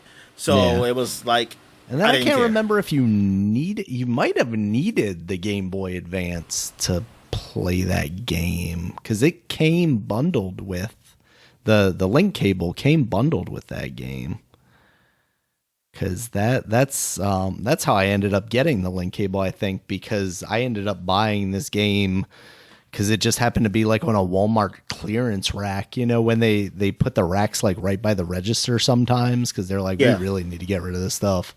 Like, I think I just happened to be at Walmart one day with my parents, and I was like, oh, hey, Crystal Chronicles for like $15 or something like that. Like, I'm gonna finally get this, because leading up to it, because it was the first Final Fantasy on a Nintendo platform, I was like really trying to convince myself that this was gonna be a great game. Like, oh man, we're finally getting one, and it's gonna use the Game Boy Advance. That's so cool. And then reviews started coming in, and started to learn more about it, and it's like, oh, you got to carry around a stupid crystal thing all the time, and like, that doesn't look fun. Oh, really? That's what you had to do? Yeah. Like, one of the players had to carry around this crystal thing, so that it kept like the barrier around the other characters. Like, you could set it down and then like help out with combat, I think, but like somebody always had to be carrying it when you were on the move. Oh. Yeah, it's like these games sound so great in concept, but I was like, even then, I couldn't have no friends to play no game like this. Yeah. That's what sucked. It sucked as the black person with some of these games, because a lot of these games, black people don't play these fucking games, and they would never touch them. Not when they look like that. Well, especially exactly. And by that I mean no black people in them. All right. So, what do we got here? 30 years ago, we got Samurai Showdown came out for the Neo Geo in the arcade and the console, apparently, around this time. So, Samurai Showdown, that was a big arcade game, especially in Japan. But they had some people liked it over here, especially when I used to see those Neo Geo arcade cabinets where they had multiple games. I would see that, but I never really played Showdown. I think the game I almost touched was what's the game called? Like the Fatal Fury one or something. Huh? Fatal Fury? The Fatal Fury, is that the one with Terry Bogard, the guy with the red jacket? Yeah, that's probably the one I really played. But I've seen Samurai Showdown. I mean, I always seen it around. But have you played it? Nah, I don't think I ever spent much time playing Samurai Showdown. Yeah, but I played when they had like a remaster or something, or some version came out recently, and there was a demo. Yeah, they released that the new one in the line. Yeah, last year, 2 years ago, 3 years ago, or maybe the one before that. I don't know. I played one. Yeah, that was more of a more modern one, and that was you talking about that. It was okay. it didn't really grab me or anything like that. So I mean, yeah, I'm not really into it, but I know it's a big deal in the gaming space. Like this is one of those franchises that people talk about, with the fighting games. Yeah. All right. So that's it for the flashback segment. So we're gonna take a quick break. When we get back, we get to the gaming news. All right. And we're back. So let's get to the gaming news. What we got, Dan? All right. Call of Duty Modern Warfare 3 is official for the second time. Dominic is launching this year on November 11th. That is, of course, after the Activision deal is supposed to close for Microsoft. So are we getting this game day one on Game Pass, Dominic? I don't know, Daniel. I want it because what date is the deal supposed to be done? I think it's like October 14th or something. Okay. Yeah, see, I'm going to wait till that to see what games are available then to know that I can make a decision. Because I'm not sure if this will do. If this that's awesome. I mean, that'll be freaking awesome. Yeah, October 18th is when they pushed it back to now. But I want to, as a play like this, I won't be surprised if they didn't. I won't be surprised if they didn't do it. But I'll be okay because I can catch up on the other Call of Duties if they're out there. Because I didn't play 1 or 2. So yeah, the new ones. So I can see what the new I didn't even play 3 of the original ones. Yeah, and I played that years after 3 came out. Yeah. McCreevy? What's the guy name? Makarov. No, Makarov's the bad guy. Oh, the British guy. McCavish. Oh, yes, Price. Yes. Price. Okay, Price. Yes. Yeah, Price is. Yeah, I can see the new Price to see, and then I can see how I hate him. He's not like the old one. That's not my Price. His mustache isn't quite as mustachy. Yeah. Yeah. So I guess that's the thing is Makarov is back and he hasn't been in these previous 2 Modern Warfare games, even though he was in the first 3 of the original series. So you know I guess what? that's a big deal.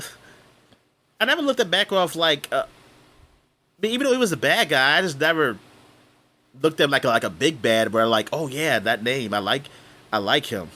Yeah. I just he instills fear in the. It's only Price. It's I really associate with that game. Price and the guy you played as. Yeah, McTavish. Well, Soap, yeah. You said McCavish. That's his name. McTavish, Soap McCavish. That's his last name. Yeah. Oh, Soap is his operator name or whatever. Yeah, but nobody says McCavish. I don't know. I don't even know why you said that. Honestly, says it on the load screen every time, Dominic. Yeah, whatever. Yeah. So I guess that's a big deal for people who are more into the Call of Duty lore, but I had to go back and look at what this dude was. Yeah. And they're still into that lore, Dominic. You know what, Daniel, when I looked at Twitter and it makes me so angry. That because when I see the people who be doing the trolling and stuff, and yes, some people you don't know the age or anything, and even this guy who I'm about to talk about, I'm not gonna say his name or nothing because I don't think he has a real name up there. But I mean, I guess technically he could still be a kid. He just used a picture of a family, but it's just that realize these are grown people doing this. So I just want to ask, I wish I knew them in real life, so I could ask, why do you do this? What? You're a grown ass man. What do you get fun of just trolling as a grown person? Cause this dude, I see him with his wife and kid on Christmas, and I'm thinking unless it's that 4-year-old girl who is trolling right now, I don't understand what the hell, you was a grown person, and there's the people with the Ninja Turtles. I mean, we're gonna get to that later on. But that's a Street Fighter. But the movie, people get angry about the movie Ninja Turtles or the Little Mermaid and stuff. If we talk about fundamentally as a critic of a movie or something, and you're saying it's not really good, or you just say I don't like the look of it, or blah blah blah. But if you're into talking about like, oh, this ain't the stuff I grew up on and things of nature, it's like you're telling on yourself at the same time because it's like, oh, that was 30 years ago. So that means you're an adult. Like, there's no way about it. You could have been 1 year old. It's still 30 years ago. That means you're an adult now. Yeah. So why are you taking this seriously? Like, that's the thing. Because I always relate this to like my parents. Like, I never heard my dad complain about Scooby-Doo movie and saying like, oh my God, they ruined my childhood from when I watched Scooby-Doo. Yeah. Or when the Flintstones came out with John Goodman. I never heard my dad said, oh my God, they ruined my childhood with the Flintstones or something like that. I never heard my parents ever say anything of that nature. Like, they always let the cartoons, they said, hey, there's these cartoons I liked, but that's it. There was kids. Actually, I always felt weird because I was watching cartoons when they stopped or something like that. They stopped. They had 3 jobs already. Yeah. They were walking both ways to school and back.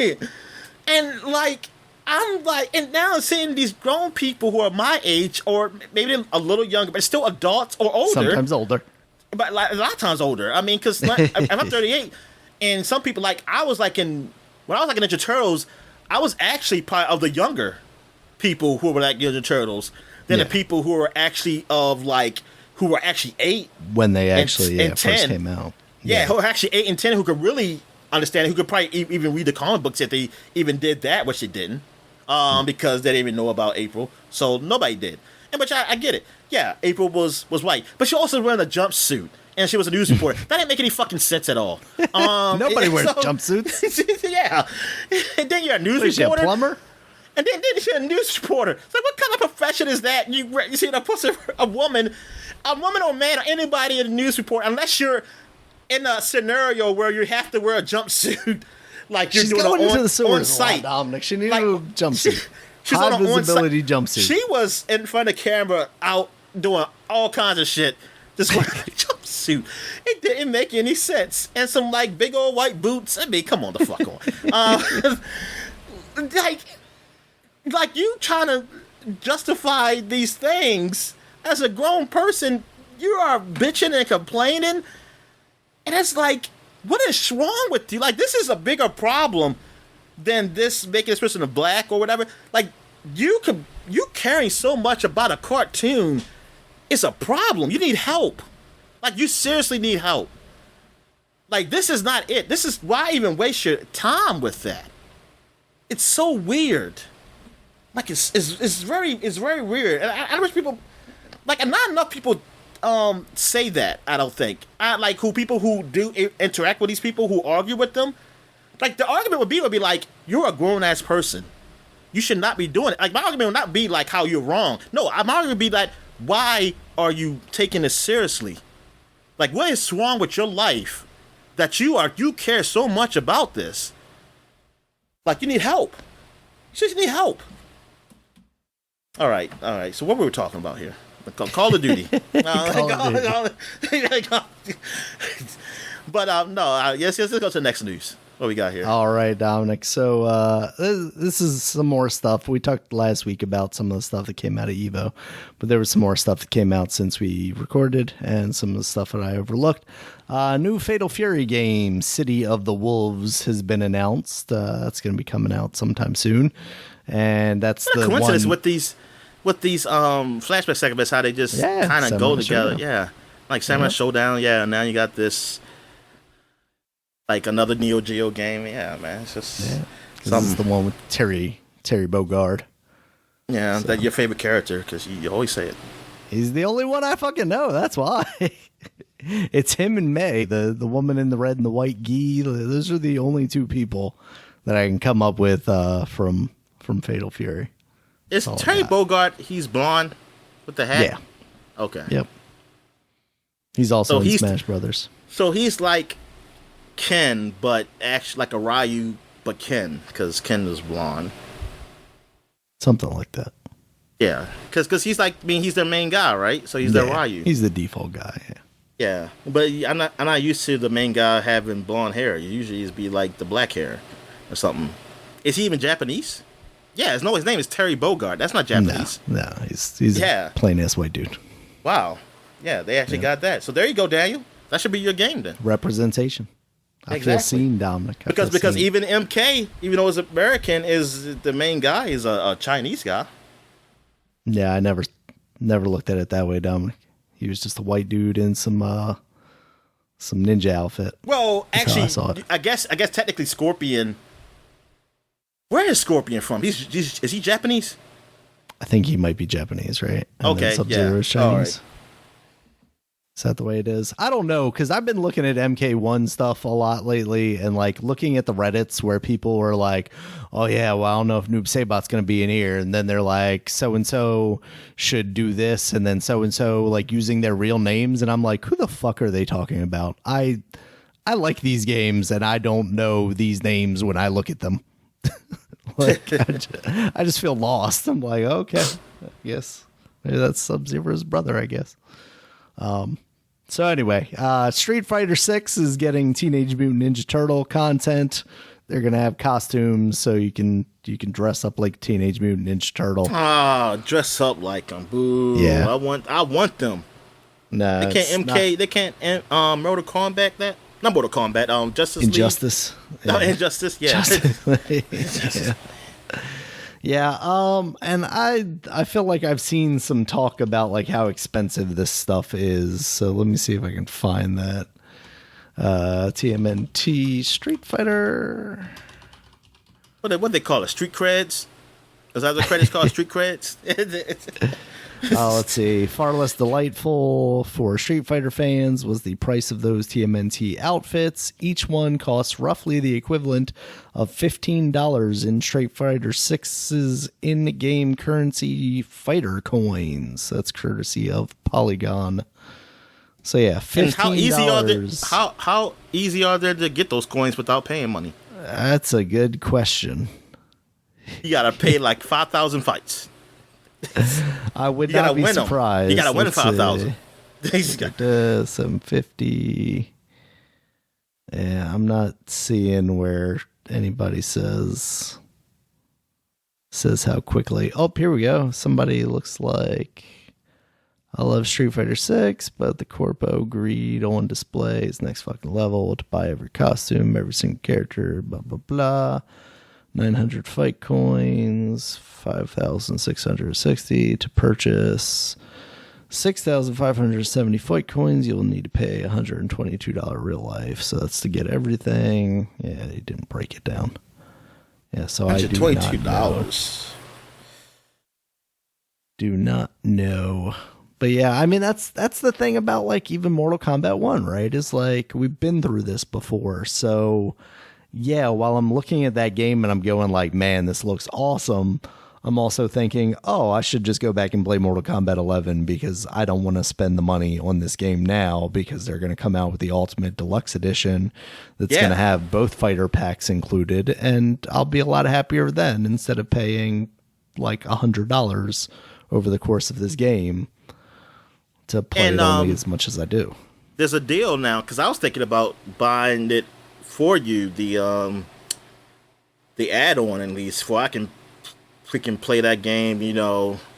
The Aftermath streaming. See, that's what I was gonna ask you because I know you have it, and because I was looking at it on PC Game Pass, and it's included with Game Pass, like the base level game. But because you own it, but I'm using my Game Pass, I wouldn't be able to play it, right? Yeah, you wouldn't be able to play it. Yeah. So it fucking sucks. I don't know. Now I'm kind of disappointed in myself for not having bought the like Ultimate Edition when it was like $6 or whatever on Steam the other week. Because like now I'm starting to get the itch. Like, man, I never did finish that story for MK11. I think that would be pretty cool. And then of course the Aftermath stuff I haven't touched any of. So actually, I think it's shucks. How much it costs? I saw it. It's still the sale is still going on. It's a big sale that's happening right now on Xbox and actually, yeah, but I think it's an add-on sale. So I don't know. The base game probably regular price, maybe. I mean, sometimes people just had individual sales. Because I was looking at the Steam prices, and they're $30 and $40 respectively, or whatever. Yeah. So I was like, nah, I can wait. Because I feel like the week that this game comes out or something. Oh, yeah, it's going to go back down. They'll put it on. It's going to go back down. Yeah, so then, I'm not going to bother then. Because I was going to use some of those Microsoft points and just buy that $10 card and use it. But I'll just save that for something else. I'll save it for the add-on for the Starfield. There you go. All right. Next up, we're talking about Immortal Kombat 1, and we talked last week about rumors of Reptile. They did show off Reptile as well as Ashron and Havoc. Is Reptile a human? Both. This time, okay. Reptile is a human, and then when he does some of his moves, he turns full Reptile, which I think is kind of cool. But at the same time, it's like he's a naked reptile. So is he like? Oh, is the human thing just like a visual thing that he's doing to project himself with clothes? That's what I'm about to say. Is he like his little like chameleon thing? Is it like he can change into a human and something, but not change to, but at least look like a human. But I don't know. I don't know the science behind that. But yeah, because I want to know, like, was that even canon then? I was like, was it canon at first when you saw first Reptile? Like, because they just did that because it's cheap, just to have say like a human looking guy. But yeah, I was wanting to know what that was all about. But that's cool. I think he looks cool, and Havoc also looks cool. This is a character that I think was first in Deception, and he like rips his arm off and throws it at you and rips his head off and stuff. He's some kind of like Chaos Realm cleric or something like that. So that's nothing like the Marvel versions of Havoc. No, not at all. Yeah, so that's pretty cool. So here's the thing, Dominic, I don't know why I wrote that, but next piece of news we got here. Red Dead Redemption is coming. We talked, I think, about some of the rumors that there was stuff going around about that. But it is official now. It is coming to PS4 and Switch. Not PS5, not Xbox Series, not Xbox anything, actually, for that matter. And still no PC version of this game, which I completely forgot that this game has never come to the PC at all. The reason why I think it's not coming on the Xbox is because Xbox already has it. So that's the thing, is because through the backwards compatibility, you can basically play an up-resed kind of better performing version of this game on the Xbox already, which, shows how nice the Xbox ecosystem can be sometimes. You kind of miss out, quote unquote, on this, on paying $50 for a game that you can probably get far cheaper for the Xbox nowadays. This feels weird, Dominic. Like, this isn't a remake. It's not even really a remaster. It's basically just a port, or what they're calling a new conversion. Yeah, that's a new term, man. That's a new term they're using for these games now. You're gonna start seeing new conversion of this game. Yes. Instead of just a port. Yeah. But the PC, and that's still no PC version. That's what disappointment is for me. That's just wild for that. Yeah, and I mean it sucks. But like I said, I've been complaining about this with PlayStation for all this time, is that they don't have it where you can just play these games like backwards compatible. But hey, the promotion was that it's a new console, new generation. Even though you don't treat it as it. You treat it just as like the Xbox treat their console. But the worst part is we're not even talking about like PS5, because there's not even a PS5 version of this. We're going to be playing. Well, that's what people want to play. The PS5 version as a backwards compatible version of the PS4 version, but you didn't get the conversion from the PS3 to the PS4. So it's like even one step more weirdly removed. Oh yeah, that's even fucking more weird. Yeah, that's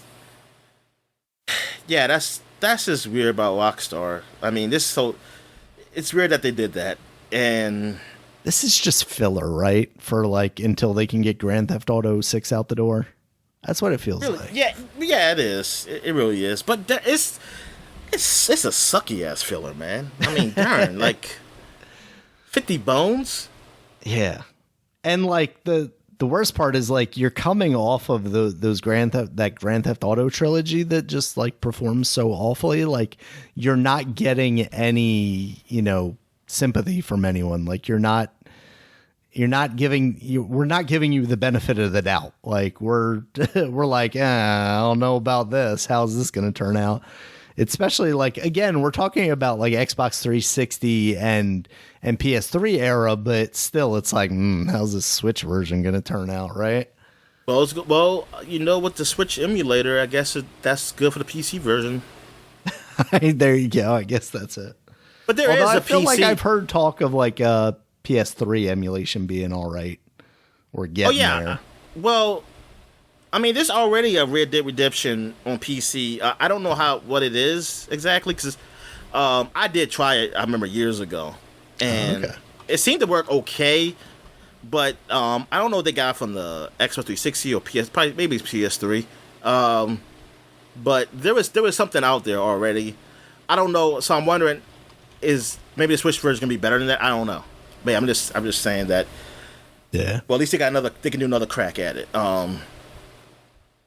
With that game, but still, it's just amazed me that they haven't done a PC version. I mean, it's just it's been so long. I mean, you put out Red Dead Redemption 2. I mean, it's just it doesn't make any sense. And you're putting this on the Switch, like that's what gets me. It's just. You think that game's going to sell better on the Switch than it will be on the PC? It's like what's going on with Rockstar? It's like, why y'all being so Nintendo?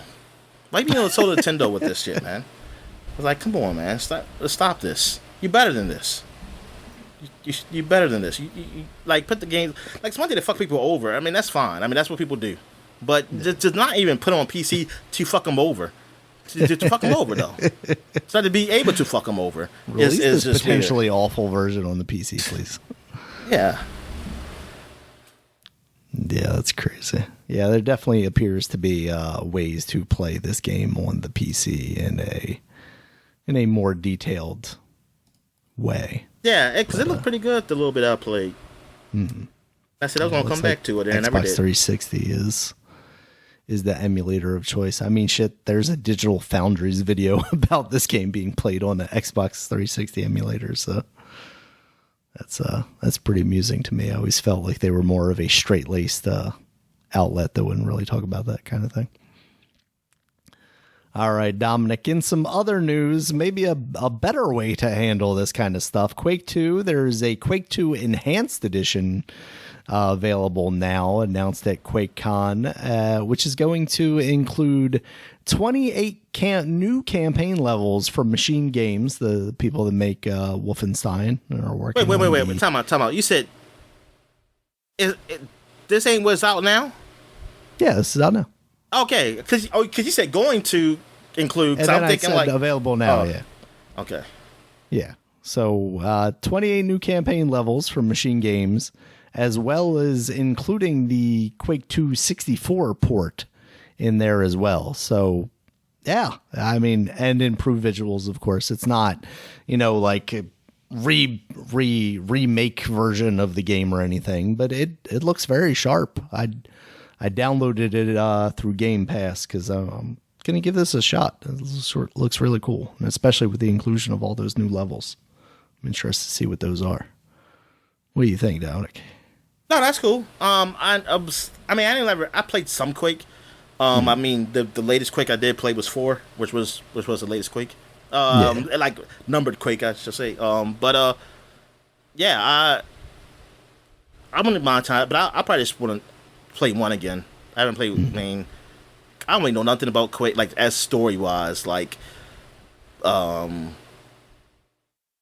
64. So I'm guessing, was that better than Doom 64? I don't know about Doom, but it's in the similar fashion where it's like it's not just Quake 2. It's like this weird kind of offshoot that was made made for the 64 specifically. That's something that they did that, man, down in 64, man. Like that. Yeah.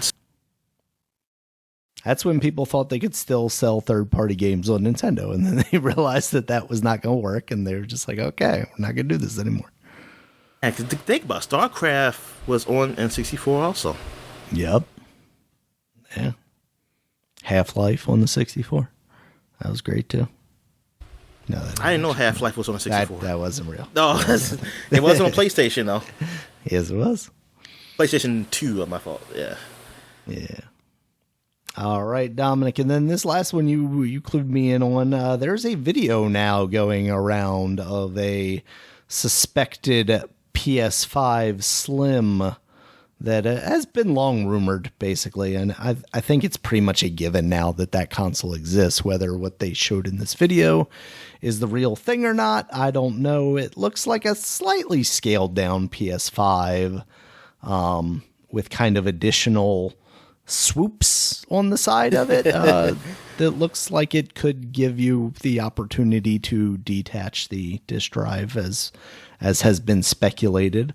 I guess the one thing that I would have liked to see out of a PS5 Slim is if you're going to keep that same design aesthetic and you can slim it down, but maybe you're looking to keep the same relative size, is make it compatible with those disc plates that they put out. Because now I feel like with this new version of the console, even with that existing and them releasing things like the special edition Spider-Man ones and stuff like that, I feel like going forward, I'm not going to see much of that anymore, because now they're going to be either designing them for the PlayStation Slim, or because the split between the consoles, the new and the old, they're going to be so kind of out of balance eventually that they're not really going to worry about,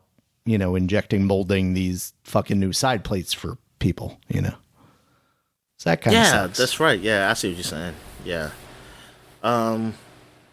But no, they want you to buy whole new consoles, man. They're going to stop the plate thing and say, you know what?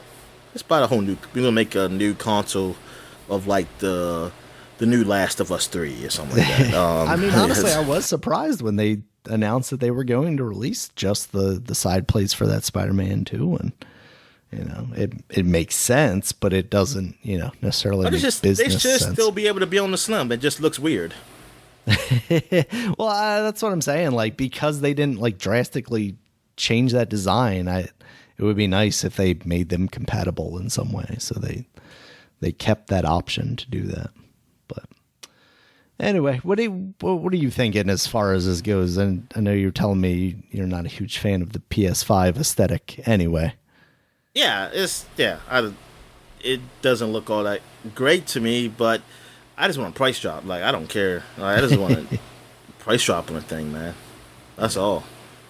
Have you seen that they're selling refurbished Steam Decks now for a discounted price? No. Yeah, I think it's like $50 cheaper or something like that. I'm not sure off the top of my head what the pricing is on that, but okay. Thought that was interesting. I think that saw that pop on like Wario 64 or something. I'm just waiting for them to play Starfield up there, and if I can see, I can play it. Yeah. Yeah, I mean, that's the thing, is like, it would be nice if there was like, especially native Game Pass capabilities. Like, even whether you can play it or not is one thing, but then like, do I have to buy that game on Steam to play it, or can I figure out a way to get it through Game Pass and still have it run well? All right, Dominic, was there anything else news-wise you were looking at talking about, or should we get into new releases here? Hold on, I should have been looking. I didn't, because I don't remember reading anything else. Yeah, it wasn't super packed this week. It was really just leftover stuff from Evo that I saw on the Quake stuff. I think what's the war? What's going on in the war front lines of the Xbox and PS5 fans? What's the news out there? What about did you talk about Detective Pikachu? Oh, the Pokemon Presents? Oh, yes. I didn't end up writing any of that down because there wasn't much of it that came out of that. There wasn't like a new game release or anything. Was just about Pokemon's, the new Pokemon. What's it called? Scarlet and Violet, yeah. Violet, yeah. But then I saw that, they did talk about Detective Pikachu. But I was like, I didn't see no tweets about it. Yeah. So I don't know anything about it. I know it's still coming. Like there was something that came out of that I was like, that might be worth mentioning. But yeah, now that it introduces class. Oh, Mew and Mewtwo is coming to Scarlet and Violet through special limited events. Oh, so wait a minute. But after they come through the event, can you just keep them? Like you got to catch them. You can keep them, but you can't catch them ever again. So that means if I don't play it between the September 1st and the 17th, I'm never going to play that game. That is crazy. The only Pokemon I want, Dominic. Only ones I want. It wasn't much there. I mean, all right. I mean, it's, I guess, unless you're that was one thing worth mentioning. The Pokemon trading card game came out as part of the Nintendo Online service, along with Pokemon Stadium 2. I always thought that was, even though I heard some people say that's a good game, but I just always thought it was just worthless because it was like, what? Why would you want to play the card game if you just want to be the Pokemon? I don't get it. Like, I don't get it. It really was just kind of a different way to play those same games because it had a very similar campaign of you going, between towns and going to different trainers and going to different gym leaders and stuff like that. Are there Pokemon in this world where you're playing the card game? There are, I believe. That is fucking weird. But you're playing the Pokemon card game. I don't believe in fight. This is for the animal rights activists, the pacifists. Yeah, the Pokemon say we should be playing them in card form because we shouldn't be having these things as slaves who live in our little balls. They're not meant to live in balls. They're just not. It's true. They're not, Dominic. Yeah. So, yeah, that game's, I remember liking that game as a kid. I don't know that I would go back and play it, though. Terry Bogard looks like he got white hair in this picture, unless that's not him. Look like going Super Saiyan. Look like the Devil May Cry dude in this picture on Game Informer. Price looks like a real person. Is this a real actor or something? On the front of this Call of Duty Modern Warfare 3 looks like a. I don't like that. The trailer that they did for Makarov, that was just like a real video. Oh, so they got I would really not be price. Surprised if they've got. Yeah, that's Oh yeah, I see this. I don't like that. I don't like that. No. They're gonna go full motion video on us now. I'm like, all the cutscenes are just gonna be actors. All right, so yeah, I'm good. All right, do new releases here real quick. We've got first up XO or 30XX, which is the sequel to 20XX, which is basically a Mega Man roguelite kind of thing. That is now out on PC and Nintendo Switch. I haven't seen reviews for this yet. I believe it's been out in early access for a while, but I could be wrong about that. 20XX seemed like a pretty cool game, but I never spent too much time with it. It looks like 30XX is getting some pretty good reviews. It's got a 79 right now on Metacritic. But it's definitely a cool concept if you're into Mega Man games. And you haven't really seen too many great ones of those as of late. So, yeah. All right, next up we have Atlas Fallen, Dominic. That is out now on PC, PS5, and Xbox. Have you seen much about this game? Earlier. I was confused it with other things. Not pretty good reviews. It's not really getting good reviews out there. And also, I saw a lot of gameplay of it this morning on Twitch, and it looks like this is like it kind of reminds me of God of War, like old God of War though, like third person, and like if it was in the modern kind of age of if God of War was in the modern age, this mean it will still look better than this, but it kind of looks it kind of give me that kind of feel of it. But I definitely get what you're saying with that. Yeah, but the reviews have not been great. Like the Metacritic has been pretty bad. So I'm guessing like you really need to probably check this out. I don't know if there's a demo out for this game. It's probably not, because why would they do that? They want you to buy it. It's only I say only, but it's $50 on Steam. It's not a $60 or $70 game. So this is the console world, Daniel. Yeah, I guess. So, all right. Next up, Dominic, you finally got it Stray on the Xbox. You can finally play as a cat where you want to. Whatever. I want the dog bod. So you just want the PC version. Got it. Yeah. I wonder if there is a dog mod out there. You just play as a Chihuahua because they can't get the model any bigger. They're like, we're gonna make it a very small breed, or a corgi or something. Yeah. But yeah, this game, man, it's got pretty good reviews, man. So it's definitely seemed like it's worth checking out. Yeah. All right. Next up, we've got Stray Gods, the role-playing musical. I'm looking at this right now. Yeah. See what this is about. It seems kind of cool. Yeah, it's definitely something. It is something. It looks kind of adventure gamey. From Steam, Gods, Romance, Murder, Musical Numbers play as Grace in the world where Greek gods live in hiding among us. Change your fate as you draw friends, foes, and lovers into songs using the powers of musical persuasion and unravel the mystery of the last muses.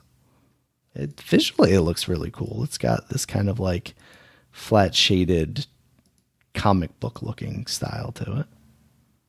I wonder, like, I'm trying to find videos of the actual gameplay itself. And outside of like a few choices here and there, I'm not seeing. Wait a minute. Do they mean thespian? I'm confused. It's thespian, right? Yeah, it's thespian. Because this person says as a lesbian classics major. They're trying to be funny, Dominic. Hold up. That's what I'm hoping that they spelled it wrong. Like they're trying to be funny. They did that purposefully. Oh, okay. As a lesbian classics major who works in theater, I cannot express how personally targeted I felt by this game. Happily, it has very much lived up to my expectations. What? Lesbian class? Because I was just reading that. I was thinking, because first I was thinking it said as a lesbian, and I was like, oh. Yeah. And then I was like, wait a minute. Wait a minute. But also as a lesbian, like this makes me feel seen, Dominic. I was like, maybe there is a class, maybe there is a major in lesbian classics. I don't know. I think there's a different world out there, Daniel. Is this why people are complaining about woke colleges, Dominic? Because there's lesbian classes there? Yeah. All right. And then the last one I got here, Dead Cells, is now out on the PS5, Dominic. Oh, there's a Q&A out here. This is now broadcasting. Oh. I guess these are the people. Maybe these are the actors. It seems like, man, they dress really nicely. They might be the actual voice actors.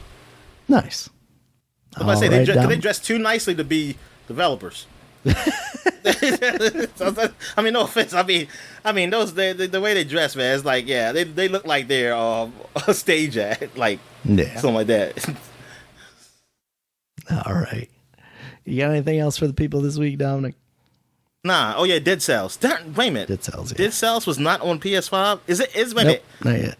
It was on PS4 though. Yeah. Yeah, I think this is just the native version of the. Do you have to buy it again? Coming. If you have it on PS4, you have to buy it again. Oh, now you're gonna ask me the hard questions. Let's see. Damn, because that is fucking ridiculous. Maybe because I'm wondering if there's an Xbox Series X version, or they just said, no, you just play your freaking Xbox version. So there's a Dead Cells PS4 version, which is included with the extra PlayStation Plus extra. That is $24.99, but now there is a PS4, PS5 version that is also $24.99. That is a, let's say, okay, Dead Cells free PS5 upgrade promises next gen features. Okay. So now, if you owned it before, you get a free upgrade, but now you can buy both versions together. So okay. That's the right way to do that. Yes. There's nothing wrong with that. So good on them for getting it up to PS5 level, though, because that game is cool. So, all right, Dominic, anything else for the people? No, I'm good. All right. Thank you guys, as always, for listening. You can check us out on Twitter, X, whatever you want to call it. Dominic's at DStalworth5. I'm at Regulus MB. The podcast is at Supapod, SUPAPOD. Supapod.com is the website. You can check us out there. It has links to all the places you can find us, including YouTube, where there's a video version of this podcast, as well as iTunes, Stitcher, Google Podcasts, Spotify, any other place you might find a audio podcast. And until next time, guys, talk to you later. All right, see ya.